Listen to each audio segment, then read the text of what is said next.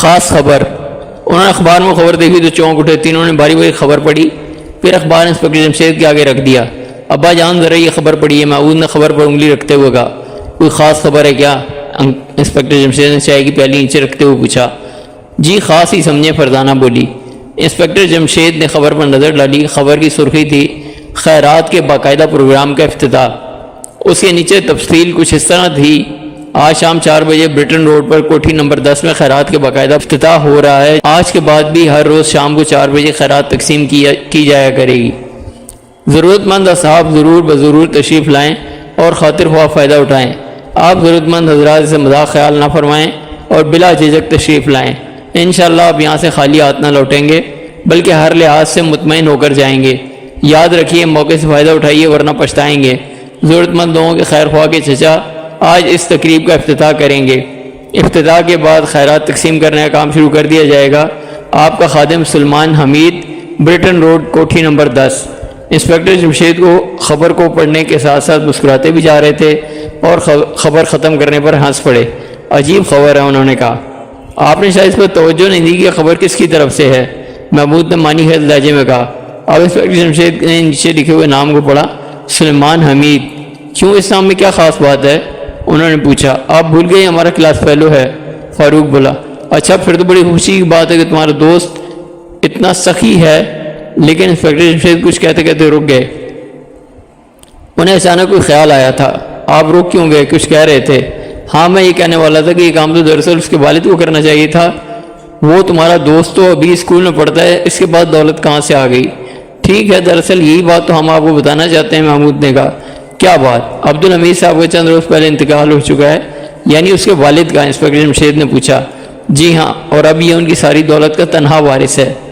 تنہا کیوں؟ کیا تمہارے دوست کے والد کی کوئی اور اولاد نہیں ہے؟ جی نہیں، ان کا اکلوتا بیٹا ہے، والدہ بھی پہلے سے فوت ہو چکی ہیں۔ اوہ، تو یہ بات ہے۔ لیکن آخر اس کے پاس کتنی دولت ہوگی کہ اس نے اس طرح خیرات کا پروگرام بنا ڈالا؟ عبدالحمید ایک کروڑ پتی آدمی تھے۔ ان کا اس شہر میں چمڑا رنگنے کا ایک کارخانہ ہے جس کی روزانہ کی ہزاروں روپے کی آمدنی ہے۔ تب تو ٹھیک ہے، وہ دل کھول کے خیرات کر سکتا ہے۔ جی ہاں ابا جان، محمود کچھ کہتے کہتے رک گیا۔ کیا کہنا چاہتے ہو؟ آج شام ہم بھی یہ تماشا دیکھنا چاہتے ہیں۔ یہ خیرات والا؟ انہوں نے پوچھا۔ جی ہاں، تو چلے جانا، کیا حرج ہے؟ انسپکٹر جمشید نے ہنس کر کہا۔ یہ آج سے 7 دن پہلے کی بات ہے کہ سیٹھ عبدالحمید خان اپنے بستر مرگ پر موجود تھے۔ کمرے میں ان کا فیملی ڈاکٹر، کارخانے کا مینیجر، وکیل، چھوٹا بھائی عبدالرشید اور سلمان حمید موجود تھے۔ ڈاکٹر کے چہرے پر مایوسی پکار پکار کر اعلان کر رہی تھی کہ سیٹھ عبدالحمید کے بچنے کی اب کوئی امید نہیں رہی۔ وہ وکیل کو اپنی وصیت لکھوا رہے تھے جس میں انہوں نے اپنی ساری جائیداد اپنے بیٹے کے نام منتقل کر دی تھی، اور چھوٹے بھائی عبدالرشید کے چہرے پر سیاہی پھیل گئی تھی۔ شاید اسے خیال ہوگا کہ اس کا بڑا بھائی اسے بھی بہت کچھ دے کر مرے گا، لیکن خلاف توقع انہوں نے چھوٹے بھائی کو ایک پائی بھی نہیں دی۔ وہ اپنے کارخانے کے مینیجر سے کہہ رہے تھے، مینیجر مجھے تم پر کامل اعتماد ہے، میرا بیٹا ابھی کم سن ہے، تاہم یہ کافی سمجھدار ہے، ہر کام اس کی مرضی کے مطابق ہونا چاہیے، اگر اسے کوئی دکھ پہنچا تو میں قیامت کے دن تمہارا دامن پکڑوں گا۔ سیٹھ عبدالحمید کی آواز بھرا گئی۔ آپ فکر نہ کریں مالک، میں ہمیشہ ان کا خادم رہوں گا، مینیجر بولا۔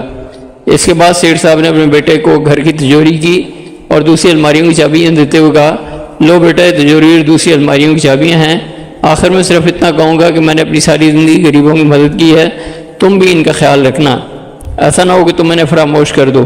بیٹا، خدا کے دیے ہوئے میں سے ان کا بھی حصہ نکالتے رہنا، یہی نجات کا راستہ ہے۔ اتنا کہنے کے بعد ان پر غنودگی طاری ہو گئی۔ چند لمحوں بعد وہ اپنے خالق حقیقی سے جا ملے۔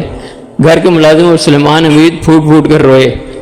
والد کی وفات کے تیسرے دن اس کا گزر سرونٹ کوارٹر کے پاس سے ہوا تو وہ اپنے ملازموں میں سے ایک ملازم کی بیوی کی آواز سن کر رک گیا۔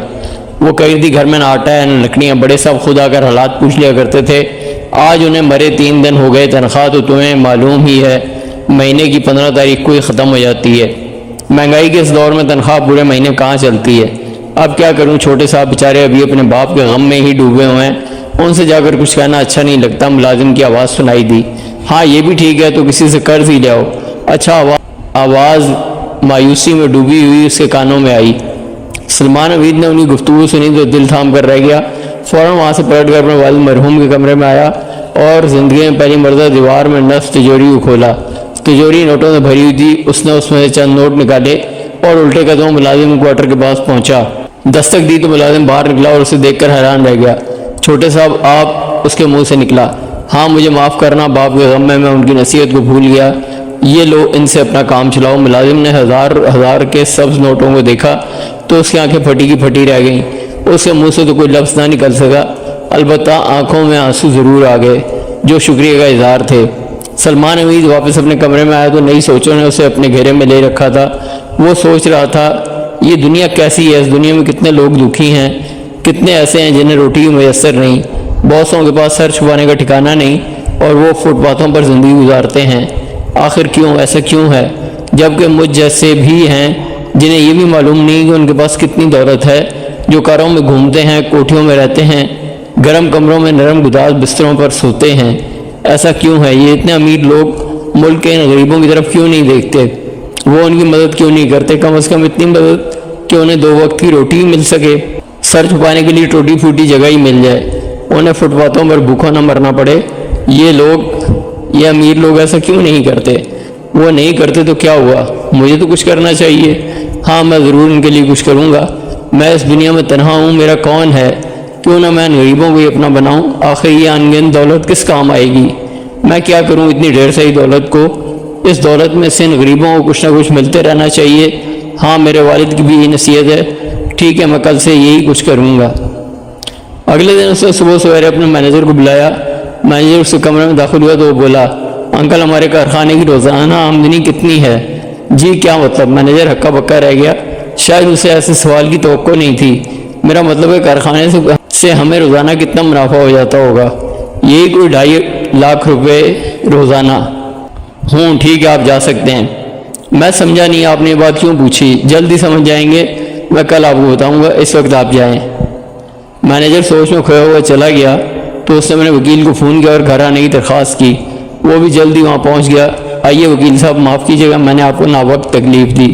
کوئی بات نہیں، فرمائیے مجھ سے کیا کام ہے؟ میں یہ معلوم کرنا چاہتا ہوں کہ ابا جان جو کچھ چھوڑ گئے ہیں میں اس کا ہر طرح سے مالک ہوں نا؟ بالکل، اس سے پوچھنے والی کیا بات ہے؟ میں اسے جس طرح چاہوں خرچ کر سکتا ہوں۔ ہاں کیوں نہیں؟ آپ شاید میرا مطلب نہیں سمجھے، سلمان نے کہا۔ کیا مطلب؟ آپ کیا کہنا چاہتے ہیں بیٹے؟ میرا مطلب یہ کہ فرض کیجئے میں اپنی دولت کو دونوں ہاتھوں سے لٹانا شروع کر دوں تو آپ کو، مینیجر صاحب کو یا چچا جان کو اعتراض تو نہیں ہوگا؟ نہیں، ہمیں کسی کو اعتراض کا کوئی حق نہیں پہنچتا، مگر آپ اپنی دولت کو دونوں ہاتھوں سے کیوں لٹانا چاہتے ہیں؟ وکیل نے پوچھا۔ ایسی تو کوئی بات نہیں ہے، اچھا یہ بتائیے کیا چچا جان عدالت میں مقدمہ دائر نہیں کر سکتے کہ ان کا بھتیجا ان کے بھائی کی دولت کو دونوں ہاتھوں سے لٹا رہا ہے، لہذا وہ ان کی سرپرستی میں دے دی جائے؟ نہیں، ایسی کوئی بات نہیں ہو سکتی، آپ کے والد کی وصیت اتنی صاف ہے کہ اس کو ہوتے ہوئے کوئی دم نہیں مار سکتا۔ بس ٹھیک ہے، اب مجھے اطمینان ہو گیا۔ آخر بات کیا ہے؟ وکیل نے پوچھا۔ بات بھی میں آپ کو کل بتاؤں گا۔ وکیل بھی سوچ میں ڈوبا وہاں سے رخصت ہو گیا۔ اب یہ سوچنے کی باری سلمان حمید کی تھی۔ وہ کئی گھنٹے تک سوچتا رہا کہ وہ کس طریقے سے غریبوں کی مدد کر سکتا ہے۔ آج اسی ریڑھ بن میں وہ اسکول بھی نہیں گیا تھا۔ وہ سوچتا رہا، اس کے ذہن میں مختلف قسم کی تصویریں آتی رہیں۔ آخر وہ مسکرا اٹھا اور بڑبڑایا، ٹھیک ہے میں تمام اخباروں میں ایک خبر شائع کراؤں گا۔ اس نے کاغذ قلم سنبھالا اور اشتہار کی شکل کی خبر لکھنے لگا۔ یہ وہی خبر تھی جو محمود فاروق فرزانہ، بیگم جمشید اور انسپکٹر جمشید نے پڑھی تھی۔ افتتاح۔ آج خیرات کے باقاعدہ پروگرام کا افتتاح تھا۔ سلمان حمید صبح سے ہی تیاریوں میں مصروف تھا۔ اپنے ساتھ اس نے تینوں ملازموں کو بھی چین کا سانس نہیں لینے دیا تھا۔ کوٹھی کے سائن میں ایک بڑی سی میز بچھائی گئی تھی۔ اس میز کے پیچھے میں 4 کرسیاں رکھ دی گئی تھیں۔ پورے سائن کو رنگ برنگی جھنڈیوں، غباروں اور جھالروں سے سجایا گیا تھا۔ بس یوں معلوم ہو رہا تھا جیسے کوئی بارات آنے والی ہے۔ تینوں ملازم صبح سے حیران تھے، وہ نہیں جانتے تھے کہ یہ سب کیا ہو رہا ہے۔ آخر ایک سے نہ رہا گیا، پوچھ ہی بیٹھا۔ اس کا نام غفور تھا اور وہ سلمان حمید کا خاص ملازم تھا۔ چھوٹے صاحب آخر یہ سب کیا ہے؟ کیا آج کچھ مہمان آ رہے ہیں؟ ہاں یہی سمجھ لو، اس نے لاپرواہی سے جواب دیا۔ تو پھر آپ نے ان کے لیے کھانا تیار کرایا ہی نہیں؟ بیوقوف ہو تم تو۔ ارے بھائی وہ کھانا کھانے نہیں آ رہے ہیں؟ تو پھر غفور نے حیران ہو کر پوچھا۔ بس دیکھتے جاؤ، ٹھیک 4 بجے پروگرام شروع ہو جائے گا۔ سلمان نے گھڑی پر نظر ڈالتے ہوئے کہا۔ اوہ 3:30 بج رہے ہیں، اس وقت تو سب تیاریاں مکمل ہو جانی چاہیے تھیں۔ وہ تیزی سے ٹیلی فون کے پاس گیا اور مینیجر کا نمبر ڈائل کیا۔ ہیلو مینیجر انکل، آپ ابھی تک یہیں بیٹھے ہیں؟ بھائی کمال ہے، 3:30 بج رہے ہیں، فوراً یہاں پہنچ جائیں۔ کیا واقعی سنجیدہ ہے؟ دوسری طرف سے پوچھا گیا۔ اور نہیں تو کیا، میں مذاق کر رہا ہوں، جلدی آئیے۔ اچھا میں آ رہا ہوں۔ مینیجر کی آواز جھلائی ہوئی تھی۔ اس نے سلسلہ منقطع کر کے وکیل کے نمبر ڈائل کیے۔ آپ ابھی تک یہی ہیں؟ اس سے پوچھا۔ میں کپڑے تبدیل کر رہا ہوں۔ تو جلدی سے کر لینا، میں آپ کا بے چینی سے انتظار کر رہا ہوں۔ اچھا پہنچ رہا ہوں۔ تیسرا فون اس نے اپنے چچا عبدالرشید کو کیا۔ کون ہے؟ اس کے چاچا کی کھردری آواز آئی۔ چچا جان، پروگرام شروع ہونے میں صرف 25 منٹ رہ گئے ہیں اور آپ ابھی تک نہیں پہنچے۔ میں ایسے بہودہ پروگرام میں شامل نہیں ہو سکتا، لیکن آپ کو تو افتتاح کرنا ہے، سلمان نے مسکرا کر کہا۔ ختم کرو، میں مذاق کے موڈ میں نہیں ہوں۔ ہاں یہ کیا آپ اسے مذاق سمجھ رہے ہیں؟ ہاں لیکن چچا جان یہ مذاق ہرگز نہیں ہے۔ کیا آپ نے آج کا اخبار نہیں دیکھا؟ دیکھ چکا ہوں، اکتائی ہوئی آواز آئی۔ اور اس کے بعد بھی آپ اسے مذاق خیال کر رہے ہیں؟ تم میرے بھائی کے خون پسینے کی کمائی کو پانی کی طرح کیوں بہانا چاہتے ہو؟ میرا کوئی ایسا ارادہ نہیں۔ اگر ایسا ارادہ کوئی نہیں ہے تو پھر یہ خبر کیسی اور مجھے کیوں بلایا جا رہا ہے؟ یہی تو آپ سمجھتے نہیں۔ آپ یہاں آئیے تو صحیح، خوب لطف رہے گا۔ وکیل صاحب اور مینیجر صاحب بھی بس پہنچنے ہی والے ہیں۔ کیا وہ بھی تمہاری حماقتوں میں تمہارا ساتھ دے رہے ہیں؟ چچا کی حیرت انگیز آواز آئی۔ حماقتیں؟ میں سمجھا نہیں، میں نے کیا حماقت کی ہے؟ بکو مت۔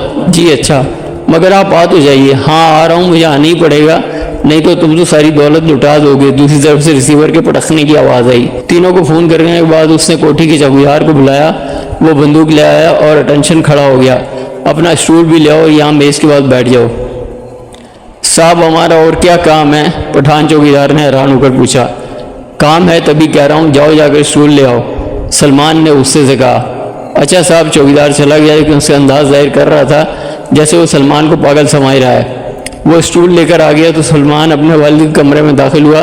تجوری کھولی اور اس نے چھوٹے بڑے نوٹوں کی بے شمار گڈیاں نکالی، پھر تجوری بند کی اور باہر نکل آیا۔ اس کے چاروں ملازم نوٹوں کی گڈیوں کو دیکھ کر حیران رہ گئے۔ وہ نوٹوں کی گڈیوں میں اس طرح جان لگا جیسے وہ کوئی بیچنے کی چیز ہو۔ پھر اس نے رنگین کاغذ کا لہریں لیتا ہوا کاغذ سین کی ایک دیوار سے دوسری دیوار تک لگایا۔ یہ سین کے بیچوں بیچ کھینچ گیا تھا اور میز اس کی دوسری طرف تھی۔ اب اس نے جیب سے ایک چھوٹی سی کینچی نکالی اور میز پر رکھ دی۔ اب سب کام مکمل ہو گیا، بس صرف چچا جان، وکیل صاحب اور مینیجر صاحب کا آنا باقی ہے، پھر پروگرام کا آغاز ہوگا۔ وہ اپنی کرسی پر بیٹھتا ہوا بولا۔ یہ کرسی میز کے درمیان میں رکھی گئی تھی، اس کے دائیں بائیں باقی 3 کرسیاں تھیں۔ صاحب یہ سب کیا ہے؟ پٹھان چوکیدار نوٹوں میں دیکھ کر حیران ہو رہا تھا۔ تمہارا سر؟ تمہیں ابھی تک یہ معلوم نہیں ہو کہ یہ سب کیا ہے؟ نہیں صاحب، چپ رہو، وہ دیکھو مینیجر صاحب آ رہے ہیں۔ اسی وقت ایک ٹیکسی کوٹھی کے پھاٹک میں مڑتی نظر آئی، جس سے وہ سمجھا کہ کارخانے کا مینیجر آیا ہے۔ لیکن جب ٹیکسی پاس آ کر رک گئی تو وہ حیران رہ گیا اور اچک کر کرسی سے اٹھ کھڑا ہوا۔ ٹیکسی میں سے محمود فاروق اور فرزانہ اتر رہے تھے۔ ہاں یہ میں کیا دیکھ رہا ہوں؟ سلمان امید نے آنکھیں پھاڑ پھاڑ کر انہیں دیکھتے ہوئے کہا۔ خواب؟ فاروق بول اٹھا۔ خواب تو ہم دیکھ رہے ہیں، محمود نے سین کی طرف اشارہ کرتے ہوئے کہا۔ معلوم ہوتا ہے تم لوگ یہاں خواب دیکھنے کے ارادے سے آئے تھے، فرزانہ نے مسکرا کر کہا۔ یہ شاید فرزانہ بہن ہے، سلمان امید نے اس کی بات پر ہنستے ہوئے کہا۔ شاید نہیں، یقیناً، فاروق مسکرا کر بولا۔ اس کی بات پر ایک کہکا لگا۔ بہت خوشی ہوئی کہ تم تینوں بھی آ گئے، آؤ بیٹھو۔ سلمان امید کے ملازم اندر گئے اور جھٹ پر 3 کرسیاں اور لے آئے، لیکن سلمان ان تینوں کو پہلے سے بچھی ہوئی کرسیوں میں بٹھا چکا تھا۔ رکھ دو یہ 3 کرسیاں بھی، اس نے کہا۔ ہم تو سمجھ رہے تھے کہ شاید تم نے مذاق کیا ہے۔ نہیں بھائی، مذاق کیسا؟ آخر یہ تمہیں سوجی کیا؟ فاروق نے کہا۔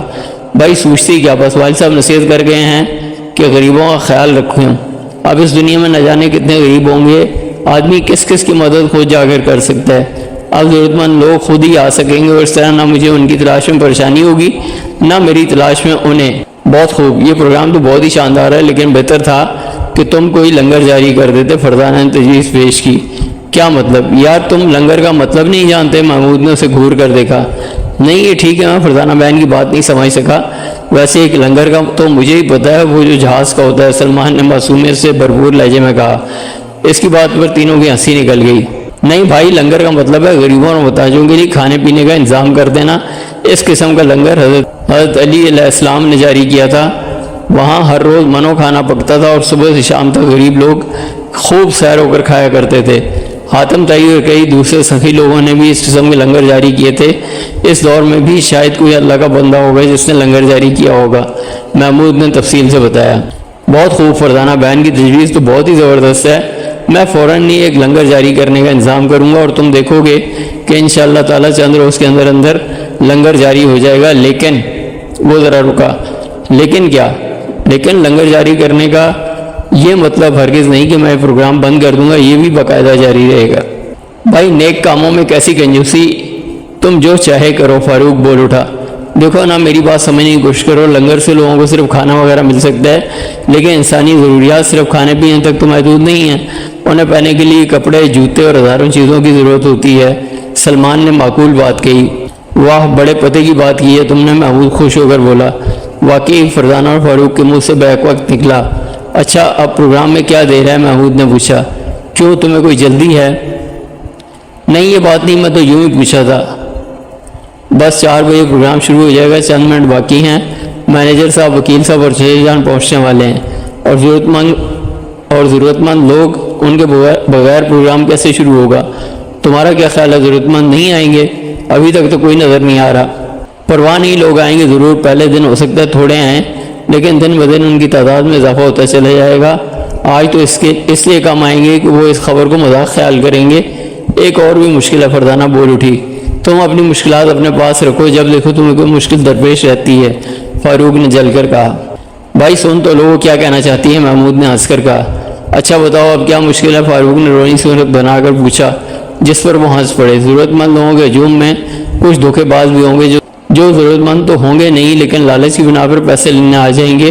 ان کے متعلق کیا سوچا ہے؟ میں سوچ چکا ہوں، سلمان حمید نے کہا۔ کیا؟ ابھی تم دیکھ ہی لوگے۔ ارے وہ لو، مینیجر صاحب اور وکیل صاحب بھی ساتھ پہنچ گئے ہیں، سلمان حمید نے اچانک کہا۔ انہوں نے کوٹھی کے پھاٹک کی طرف دیکھا، 2 کاریں آگے پیچھے اندر داخل ہو رہی تھیں۔ اس سے پہلے کہ وہ دونوں ان کے پاس پہنچتے، ایک نوجوان لڑکا جس کے چہرے پر پریشانی کے آثار تھے اندر داخل ہوا اور جھجکتا ہوا ان کے پاس چلا آیا۔ اس کے ہاتھ میں آج کا اخبار تھا۔ تالیوں کی گونج۔ نوجوان مینیجر وکیل سے پہلے ان تک پہنچا، وہ بےحد فکر مند دکھائی دے رہا تھا۔ اس نے گھبرائے ہوئے لہجے میں کہا، معاف کیجیے گا، کوٹھی نمبر 10 یہی ہے نا؟ ہاں بالکل یہی ہے، سلمان حمید نے کہا۔ تو یہ اشتہار آپ ہی نے دیا تھا؟ اس نے اخبار کھول کر خبر کی طرف اشارہ کرتے ہوئے کہا۔ ہاں، سلمان کے منہ سے نکلا، اور وہ اس نوجوان کو بغور دیکھ رہا تھا۔ میں دراصل اسے ایک مذاق سمجھا تھا، اس نے کہا۔ یہ مذاق ہرگز نہیں ہے، ابھی چند منٹ میں افتتاح ہوگا اور اس کے بعد پروگرام شروع ہو جائے گا۔ کیا آپ امیدوار ہیں؟ سلمان نے نرم لہجے میں کہا۔ جی ہاں۔ تو باہر باغ میں بینچ بچھے ہیں، وہاں بیٹھ جائیے اور جو بھی آئے اسے وہیں بٹھاتے رہیں۔ یہ آپ کی ذمہ داری کہ سب لوگ باغ میں بیٹھنے کو بجائے ادھر نہ آئیں۔ جی بہت اچھا۔ نوجوان خوش باغ کی طرف چلا گیا۔ اتنی دیر میں مینیجر صاحب، وکیل صاحب وہاں پہنچ چکے تھے۔ مینیجر کے چہرے پر الجھن کے آثار تھے۔ آخر یہ آپ کو کیا سوجی؟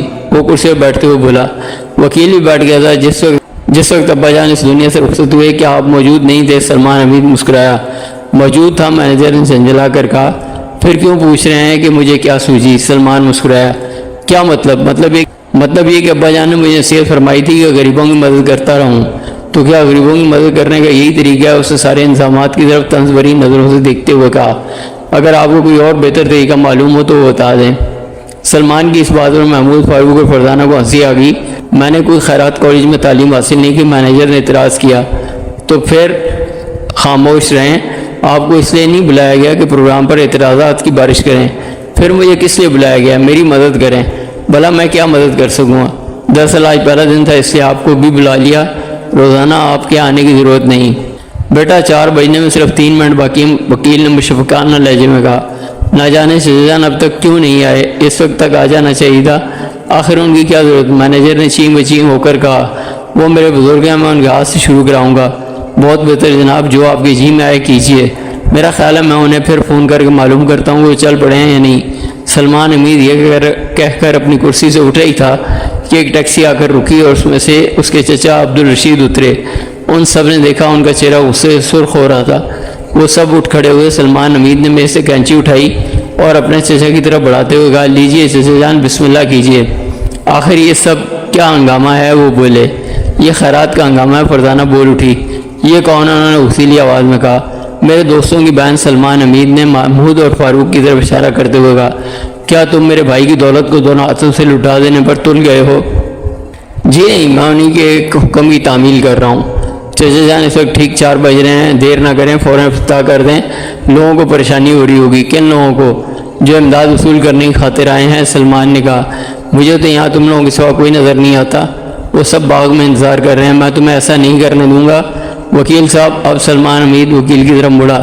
جی فرمائیے وکیل، چچا جان کو سمجھائیے۔ اس نے مسکرا کر کہا دیکھیے رشید صاحب، سیٹھ صاحب کی وصیت کے مطابق سلمان حمید صاحب ان کی ساری جائیداد کے واحد وارث ہیں۔ وصیت میں یہ بھی درج ہے کہ وہ اسے جس طرح چاہیں خرچ یا استعمال کر سکتے ہیں، لہذا قانونی طور پر کوئی انہیں نہیں روک سکتا۔ میں قانونی طور پر نہیں روک رہا ہوں، چچا ہونے کی حیثیت سے میرا یہ فرض ہے کہ میں اسے غلط راستے پر نہ چلنے دوں۔ عبدالرشید نے بھننا کر کہا تو غریبوں کی امداد کرنا غلط راستے پر چلنا ہے؟ سلمان حمید نے تیز ہو کر کہا کم از کم یہ طریقہ مدد کرنے کا ہم نے کبھی نہیں سنا تھا۔ کون کہتا ہے اس قسم کی مثالیں موجود ہیں؟ محمود ذرا انہیں بتانا۔ ابھی تھوڑی دیر پہلے جو تم بتا رہے تھے۔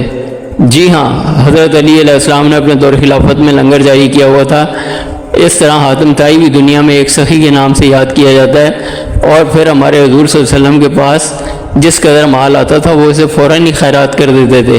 لنگر جاری کرنا اور بات ہے۔ عبدالرشید بولے تو کیا آپ لنگر جاری کرنے کو بہتر سمجھتے ہیں؟ سلمان حمید نے خوش ہو کر کہا ہاں وہ ایک اچھا طریقہ ہے۔ انہوں نے کہا تب پھر میں بہت جلد ایک لنگر بھی جاری کروں گا، لیکن اس وقت تو آپ اس کینچی سے ایک فیتہ کاٹ دیں تاکہ پروگرام شروع کیا جا سکے۔ میں ایسا ہرگز نہیں کروں گا، عبدالرشید نے اٹل لہجے میں کہا۔ بہت اچھا، شکور، تم باغ میں سے تمام آدمیوں کو بلا لاؤ، سلمان نے ہار مانتے ہوئے کہا۔ محمود، فاروق اور فردانہ گھبرا گئے۔ محمود نے سرگوشی کی کیا تم پروگرام کینسل کرنے جا رہے ہو؟ نہیں تو یہ تم نے کیسے سوچ دیا؟ سلمان حمید نے بھی اٹل لہجے میں کہا۔ تو وہ تینوں مطمئن ہو گئے۔ اسے وہ شکور 25-30 آدمیوں کے ساتھ وہاں پہنچا۔ بس کل اتنے ہی آدمی ہیں؟ سلمان نے پوچھا۔ اسے مایوسی ہوئی تھی۔ جی ہاں، غفور نے کہا۔ دراصل لوگوں کو اس خبر پر یقین نہیں آیا ہوگا، اب یہ لوگ شہر میں جائیں گے تو وہ خود بخود یہ بات مشہور ہو جائے گی۔ فرزانہ بولی ہاں یہ بھی ٹھیک ہے۔ اچھا تو وکیل صاحب آپ آگے تشریف لائیے اور افتتاح فرمائیے۔ اچھا، وکیل نے اٹھتے ہوئے کہا۔ جو ہی اس سے کینچی سے فیتہ کاٹا، سب نے پرجوش انداز میں تالیاں بجائیں۔ تالیوں کی گونج میں محمود، فاروق اور فرزانہ نے دیکھا 2 آدمی ایسے بھی تھے جو ہاتھ پر ہاتھ دھرے بیٹھے تھے۔ یہ مینیجر اور سلمان کے چچا عبدالرشید تھے۔ نوٹ غائب۔ اب آپ سب حضرات ایک لائن بنا لیں اور باری باری آگے آتے جائیں۔ سلمان اپنی کرسی پر بیٹھتے ہوئے بولا۔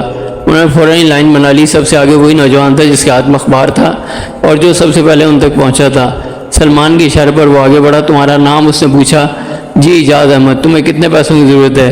جی صرف 300 روپے کی، میری امتحان میں سپلیمنٹری آ گئی ہے، اس کا داخلہ بھیجنا ہے۔ اگر تمہیں 100 روپے دے دیے جائیں تو کیا تمہارا کام چل جائے گا؟ جی نہیں۔ تو پھر جاؤ، اگر 100 روپے لینے ہیں تو لے لو۔ شکریہ، 100 روپے سے میرا کام نہیں چلے گا۔ یہ کہہ کر وہ نوجوان واپس چل پڑا۔ ٹھہرو، سلمان مسکرایا۔ اسے 100 روپے کے 3 نوٹ اٹھا کر اس کی طرف بڑھاتے ہوئے کہا میں تمہارا امتحان لے رہا تھا۔ اس نے لرزتے ہوئے ہاتھوں سے نوٹ لیے، ساتھ ہی اس کی آنکھ اس کے منہ سے بس اتنا ہی نکل سکا اور وہ گیٹ کی طرف بڑھ گیا۔ اب دوسرا آدمی آگے بڑھا۔ وہ ایک بوڑھا آدمی تھا۔ کیا بات ہے، کیوں آئے ہو؟ جی میں اور میری بیوی بچے 3 دن سے بھوکے ہیں، پیٹ بھرنے کے لیے کچھ مل جائے تو دعا دیں گے۔ کھانا تیار ہے، تمہیں کتنے آدمیوں کو کھانا دے دیے جائے؟ جی 6 آدمی ہیں ہم۔ یہ لو 50 روپے کافی رہیں گے؟ جی ہاں بہت، خدا آپ کا بھلا کرے۔ بوڑھے آدمی نے خوشی خوشی نوٹ کی طرف ہاتھ بڑھایا۔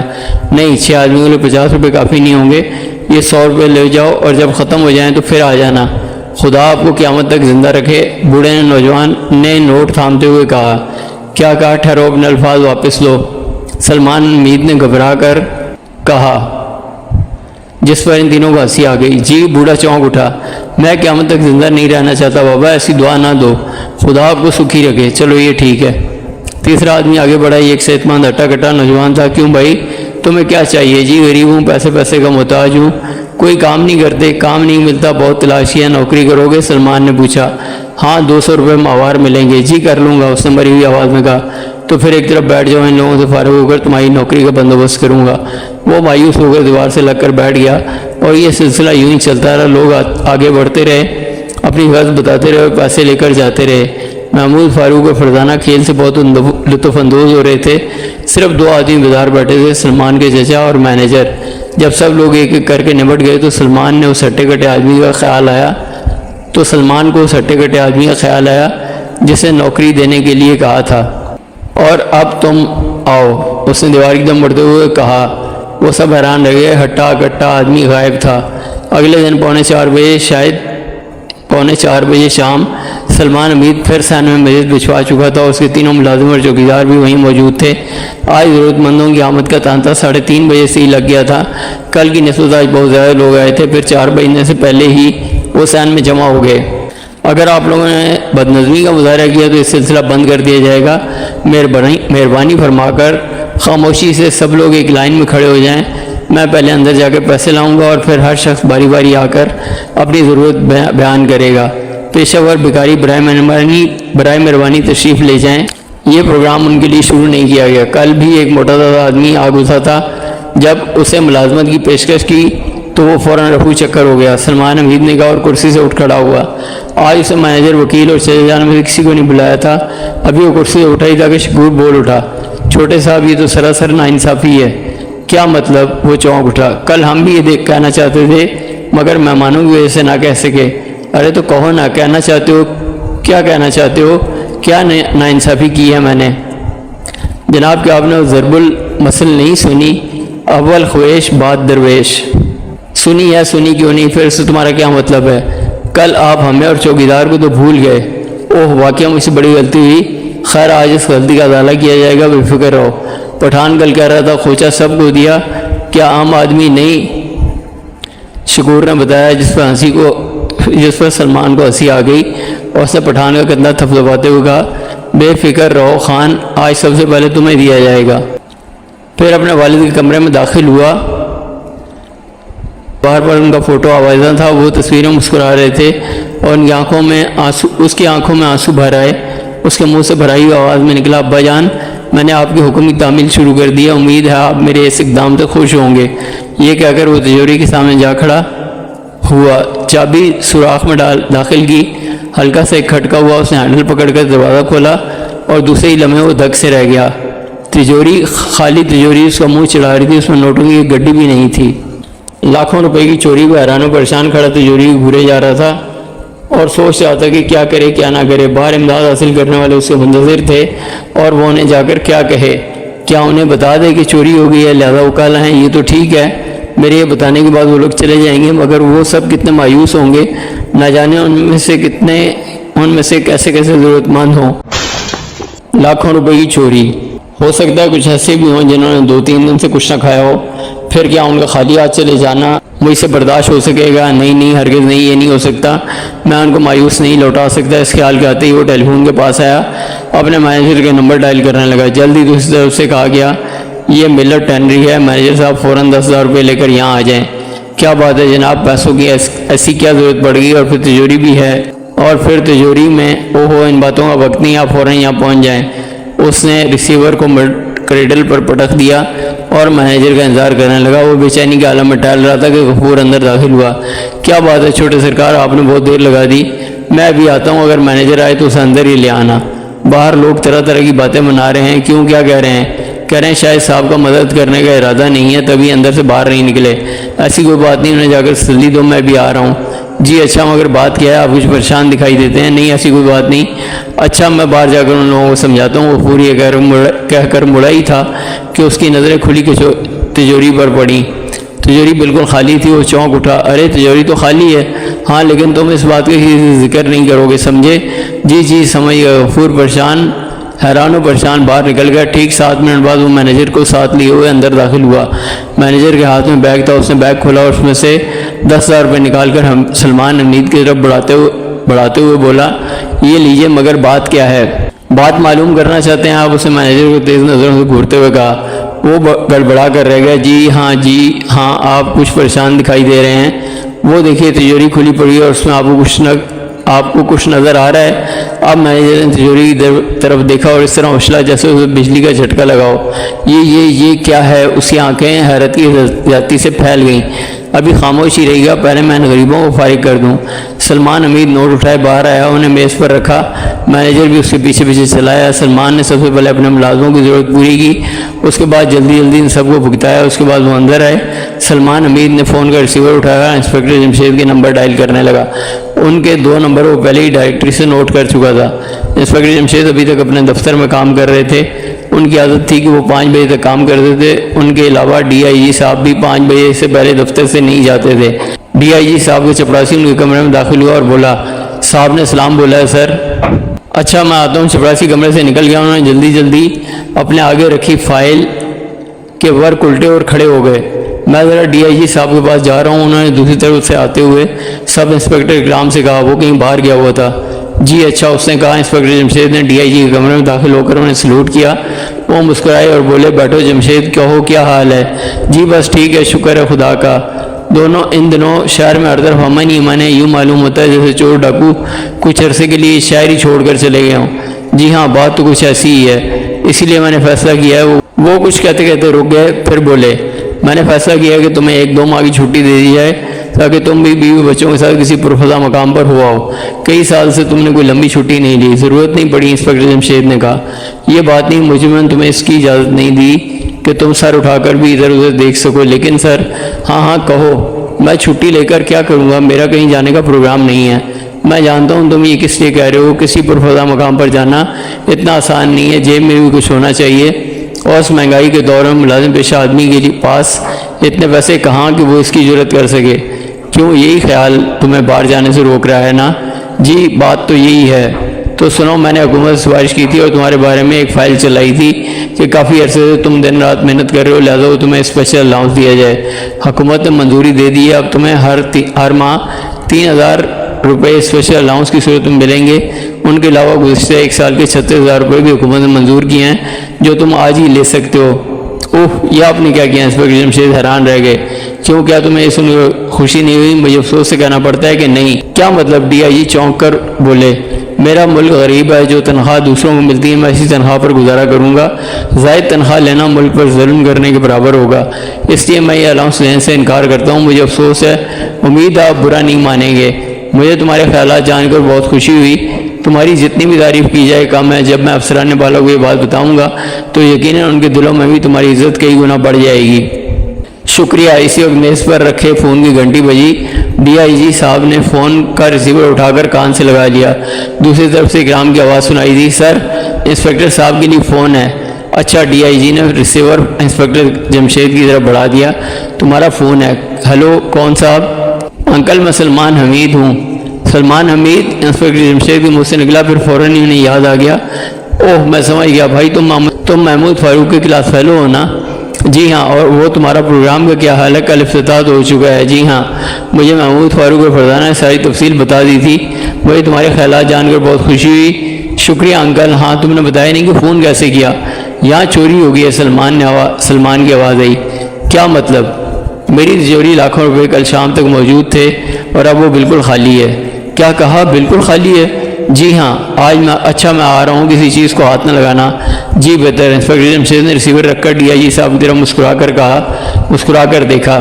کیا بات ہے، تم مجھے یوں کیوں مسکرا کر دیکھ رہے ہو؟ آپ ابھی کہہ رہے تھے کہ شہر کے چور ڈاکو شاید چلے گئے ہیں، لیجیے وہ واپس آ گئے ہیں۔ کیا مطلب؟ سلمان حمید کے گھر میں لاکھوں روپے کی چوری ہو گئی ہے۔ ارے یہ ہے کون؟ سیٹھ حمید کا لڑکا۔ سیٹھ حمید کا انتقال ہو چکا ہے اور اب یہی مالک ہے۔ یہ میرے بچوں کا کلاس فیلو بھی ہے۔ اوہ اچھا جناب، میں جا کر دیکھتا ہوں کیا معاملہ ہے۔ ٹھیک ہے۔ انسپیکٹر جمشید اٹھے، اپنے کمرے میں آئے اور اکرام اور 4 کانسٹیبلوں کو لے کر جیپ میں روانہ ہو گئے۔ چڑیل اور چویا۔ 5:15 بج چکے تھے لیکن ابھی تک انسپیکٹر جمشید گھر نہیں لوٹے تھے۔ تینوں بچے اور بیگم جمشید ان کا چائے پر انتظار کر رہے تھے۔ ان کی عادت تھی کہ چائے ساتھ ہی پیتے تھے، اسی طرح کھانا بھی ساتھ ہی کھایا کرتے تھے۔ 5:15 بج چکے ہیں، اس وقت تک ابا جان کو آ جانا چاہیے تھا، فرزانہ نے فکر مند لہجے میں کہا۔ ہاں بس آتے ہی ہوں گے، چند منٹ کی دیر ہو جانا، کوئی پریشانی کی بات تو نہیں ہے، محمود نے اسے تسلی دینے کے انداز میں کہا۔ لیکن ہر روز وہ ٹھیک 5:15 بجے میز پر پہنچ جاتے ہیں، فرزانہ نے بزد ہو کر کہا۔ تم تو بس کیا؟ فرزانہ نے آنکھیں نکالی۔ وہمی ہو؟ وہمی؟ خبردار جو مجھے وہمی کہا۔ کیا کر لو گی تم میرا؟ میں قیامت تک تم سے بات نہیں کروں گی، فرزانہ نے گویا دھمکی دی۔ تو قیامت کے بعد صحیح، مجھے ایسی کوئی جلدی نہیں، محمود نے سنجیدہ لہجے میں کہا، اور فاروق کو ہنسی آ گئی۔ بیگم جمشید مسکرائے بغیر نہ رہ سکیں۔ بہت خوب، تمہارا جواب پسند آیا، فاروق نے کہا۔ लो बी मेंढकी को भी जुकाम हुआ। फरजाना ने जलकर फारूक को घूरा। मिस्टर मेंढक कहो बी मेंढकी तो होगी तुम खुद, बनने लगे अपने मुंह मियाँ मेंढक। फरजाना फिर मुस्कुराई। शुक्र है तुम मुस्कुराई तो, मैं तो समझता था आज जलकर कोयला हो जाओगी। फारूक बोला सर्दी शुरू हो गई है, कोयले की ज़रूरत भी है। महमूद ने फिर संजीदगी से कहा घर में हीटर मौजूद है, तुम्हें इतना ही मालूम नहीं। फरजाना ने कहा लेकिन मुफ्त कोयला हाथ आए तो क्या बुरा है। बिल्कुल ठीक, मैं भी यही कहने वाला था। फारूक ने शरीर लहजे में कहा मेरी जल्दी है जूती। फरजाना ने फिर जले के उठे अंदाज में कहा अच्छा हमें मालूम नहीं था, फिर तो वाकई कोयले की ज़रूरत नहीं। फारूक ने हैरान होकर कहा क्या मतलब। महमूद ने मजाक उड़ाने वाले अंदाज में पूछा इनकी जूती के होते हुए कोयले की क्या ज़रूरत है, वो जो जलती है। ओ हाँ ये भी ठीक है। फरजाना क्या बात है, आज तुम्हारा मिजाज कुछ उखड़ा उखड़ा है। बेगम जमशेद बेटी की मदद को आगे बढ़ी। नहीं ऐसी तो कोई बात नहीं अम्मी जान, ज़रा इन दोनों की चटपटी बातें सुनने के लिए जानबूझकर इन्हें जल कर दिखा रही हूँ। क्यों हमारी बातों में नमक मिर्च लगा होता है। फारूक ने हैरत का इजहार किया। बल्कि 12 मसाले। फरजाना बोली गोया तुम इस वक्त 12 मसाले की चाट का नाश्ता कर रही थी। महमूद झल्लाकर बोला हाँ। फरजाना ने शौक़ हंसी के साथ कहा यार फारूक। महमूद ने मुस्मुसी सूरत बनाकर कहा जी भाईजान इरशाद फरमाइए। फारूक ने बादब होकर कहा हम तो बहुत नुकसान में रहे। फरजाना की बच्ची अकेले ही चाट चट कर गई। वाह क्या जुमला है, चाट चट कर गई। फारूक ने तारीफ़ की। मैं फरजाना की नहीं अम्मी जान की बच्ची हूँ। फरजाना ने मुस्कुरा कर कहा हाँ अब आई हो तुम सही रास्ते पर। बेगम जमशेद मुस्कुराई। अम्मी जान आप भी इस चुड़ैल का साथ देने लगी, ये तो हमारे कान को उतर जाती है। फारूक ने शौक़ लहजे में कहा देखिए अम्मी मुझे एक ही जुमले में चुड़ैल और चुईया कह गए। चुईया कब कहा है मैंने, कान चुईया नहीं कतरती तो फिर क्या चुड़ैल कतरती है। भाई ये तो तुम्हें ही मालूम होगा कि चुड़ैल का क्या काम है और चुईया का क्या। महमूद ने कहा हाँ मुझे मालूम है। लो भाई आज एक और बात मालूम हुई। फारूक बोला और वो क्या। महमूद ने जल्दी से पूछा हमारी प्यारी बहन चुड़ैलों और चुईयों के बारे में बहुत कुछ जानती है, मुझे डर है कि आज कहीं तुम लड़ ना पड़ो। बेगम जमशेद ने दखल देते हुए कहा नहीं लड़ेंगे अम्मी, ये इतनी लंबी चौड़ी बातें तो अब्बा जान के लेट हो जाने की वजह से कर बैठे हैं, वरना ना वो लेट होते ना हम बहस करते। महमूद तुम ज़रा फ़ोन करके मालूम कर लो कहीं वो किसी काम से न चले गए हों। अच्छा अम्मी मैं भी फ़ोन करके मालूम करता हूँ। महमूद उठ खड़ा हुआ और बेगम शराजी के घर चला गया। जल्दी वो वापस आ गया। उसने तीनों को खामोशी से देखा लेकिन बोला कुछ नहीं। जल्दी बताओ क्या बात है। बेगम जमशेद बोली केस क्या मतलब कि अब्बा जान किसी केस के सिलसिले में गए हैं। हाँ और मेरा ख्याल है कि हमें भी चलना चाहिए। ख्याल ये क्या बात हुई। बस ऐसी बात है और जल्दी जल्दी चाय पी लें फिर चलेंगे। आखिर जाना कहाँ है कुछ बताओ तो। बता दूंगा। महमूद शौक़ अंदाज में मुस्कुराया। हद हो गई, इतनी देर से पूछ तो रहे हैं। सलमान हमीद के घर चोरी हो गई है और उसकी तिजोरी बिल्कुल खाली है। क्या। वो हैरत से चिल्ला उठे। इंस्पेक्टर जमशेद इकराम के साथ जीप से उतरे। कांस्टेबल उनसे पहले ही उतर चुके थे। सलमान हमीद उन्हें देखते ही लपका और बोला आइए अंकल शुक्र है कि आप आ गए। फिक्र न करो घबराने की कोई ज़रूरत नहीं। तिजोरी में कितनी रकम थी। होगी कोई 50 लाख। कल तुमने किस वक्त तिजोरी से पैसे निकाले थे। जी शाम 4 बजे करीब, इस वक्त जब तकरीब का इफ्तिताह होने वाला था। जी हाँ। जब तुमने पैसे निकाले तुम्हारे साथ कोई और भी अंदर गया था। जी नहीं मैं तनहा था। तिजोरी बंद मिली या खुली। बंद थी।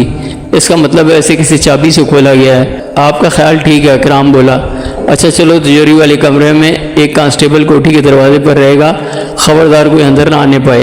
इंस्पेक्टर जमशेद बोले अंदर की तरफ बढ़ने लगे। ये तुम्हारे वालिद का कमरा है। शायद उन्होंने कमरे में पहुँच कर चारों तरफ देखते हुए पूछा। जी हाँ उन्हीं का है। अब वो तिजोरी की तरफ मुतवज्जह हुए। इंस्पेक्टर जमशेद ने अपनी जेब से अच्छा एक गोल शीशा जिसकी मदद से बारीक चीज़ें देखते हैं निकाला और तिजोरी के हैंडल और दूसरे हिस्सों को देखने लगे। फिर उन्होंने शीशा इकराम को दे दिया। वो भी काफ़ी देर तक बगौर देखता रहा। क्या ख्याल है कोई निशान तो नज़र नहीं आ रहे हैं। उन्होंने पूछा जी नहीं सिवाय चंद एक के, और वो ज़ाहिर है कि सलमान हमीद के होंगे। हाँ ठीक है चोर ने ज़रूर हाथों में दस्ताने पहने होंगे। इसका मतलब है कि फिंगरप्रिंट वालों को बुलाने की ज़रूरत नहीं। जी नहीं इकराम बोला। अब उन्होंने तिजोरी का तफसीली जायज़ा लिया। इसमें कुछ भी नहीं छोड़ा गया था। क्या इस तिजोरी में नोटों की गड्डी के अलावा कुछ और भी था। इंस्पेक्टर जमशेद ने पूछा। जी हाँ वालिद साहब का वसीयतनामा भी मौजूद था। इसका मतलब यह है कि वो भी चोर साथ ले गया। उसके अलावा और क्या कहा जा सकता है। वैसे कमरा गर्द आलूद है, क्या इसकी सफाई 3-4 रोज़ से नहीं हुई। इंस्पेक्टर जमशेद ने पूछा। जी नहीं जिस दिन से वालिद साहब फौत हुए इस कमरे में आने की जरूरत किसी ने नहीं की, क्योंकि इसमें दाखिल होते ही वो याद आ जाते हैं। सिर्फ मैं पैसे निकालने ही लिए और परसों दाखिल हुआ था। इंस्पेक्टर जमशेद ने कमरे का वो और देखते हुए कहा। کمرے میں ایک طرف سے حمید کا بستر ابھی تک لگا ہوا تھا، آتش دان پر ان کے فریم کی ہوئی تصویر مسکرا رہی تھی۔ تمہارے گھر میں ملازم کتنے ہیں؟ جی 4، ان میں سے ایک چوکیدار ہے، یہ چاروں دن رات یہیں رہتے ہیں۔ چوکیدار رات کو پہرا دیتا ہے؟ جی ہاں۔ پھر تو اور بھی ملازم، تو پھر اس سے اور باقی ملازموں کو بلا لو، انسپکٹر جمشید نے کہا، اور سلمان ملازموں کو بلانے کے لیے کمرے سے باہر نکل گیا۔ دفعتاً انسپکٹر جمشید دروازے کے پاس فرش پر جھکے اور ایک جگہ کو بغور دیکھنے لگے۔ ان کی آنکھوں میں حیرت تھی۔ جوتے کا نشان۔ محمود، فاروق اور فردانہ تینوں سلمان حمید کی کوٹھی کے پھاٹک سے گزر کر اندر آئے۔ کانسٹیبل نے انہیں روک لیا۔ آپ اندر نہیں جا سکتے، اس نے اکھڑ لہجے میں کہا۔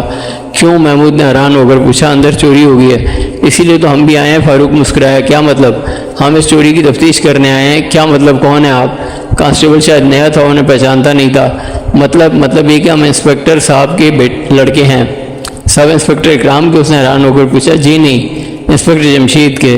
اوہ، لیکن یہ حکم نہیں گیا کسی کو اندر نہ آنے دیا جائے، لیکن انہیں یہ تو نہیں پتا ہوگا کہ ہم بھی یہاں پہنچنے والے ہوں گے۔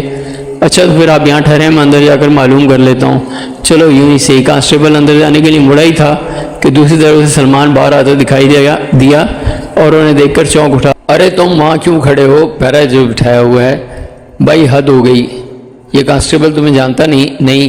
آؤ اندر چلو، تمہارے والد اندر چوری والے کمرے میں ہیں، تم اندر چلو، میں ملازموں کو بلا کر آتا ہوں۔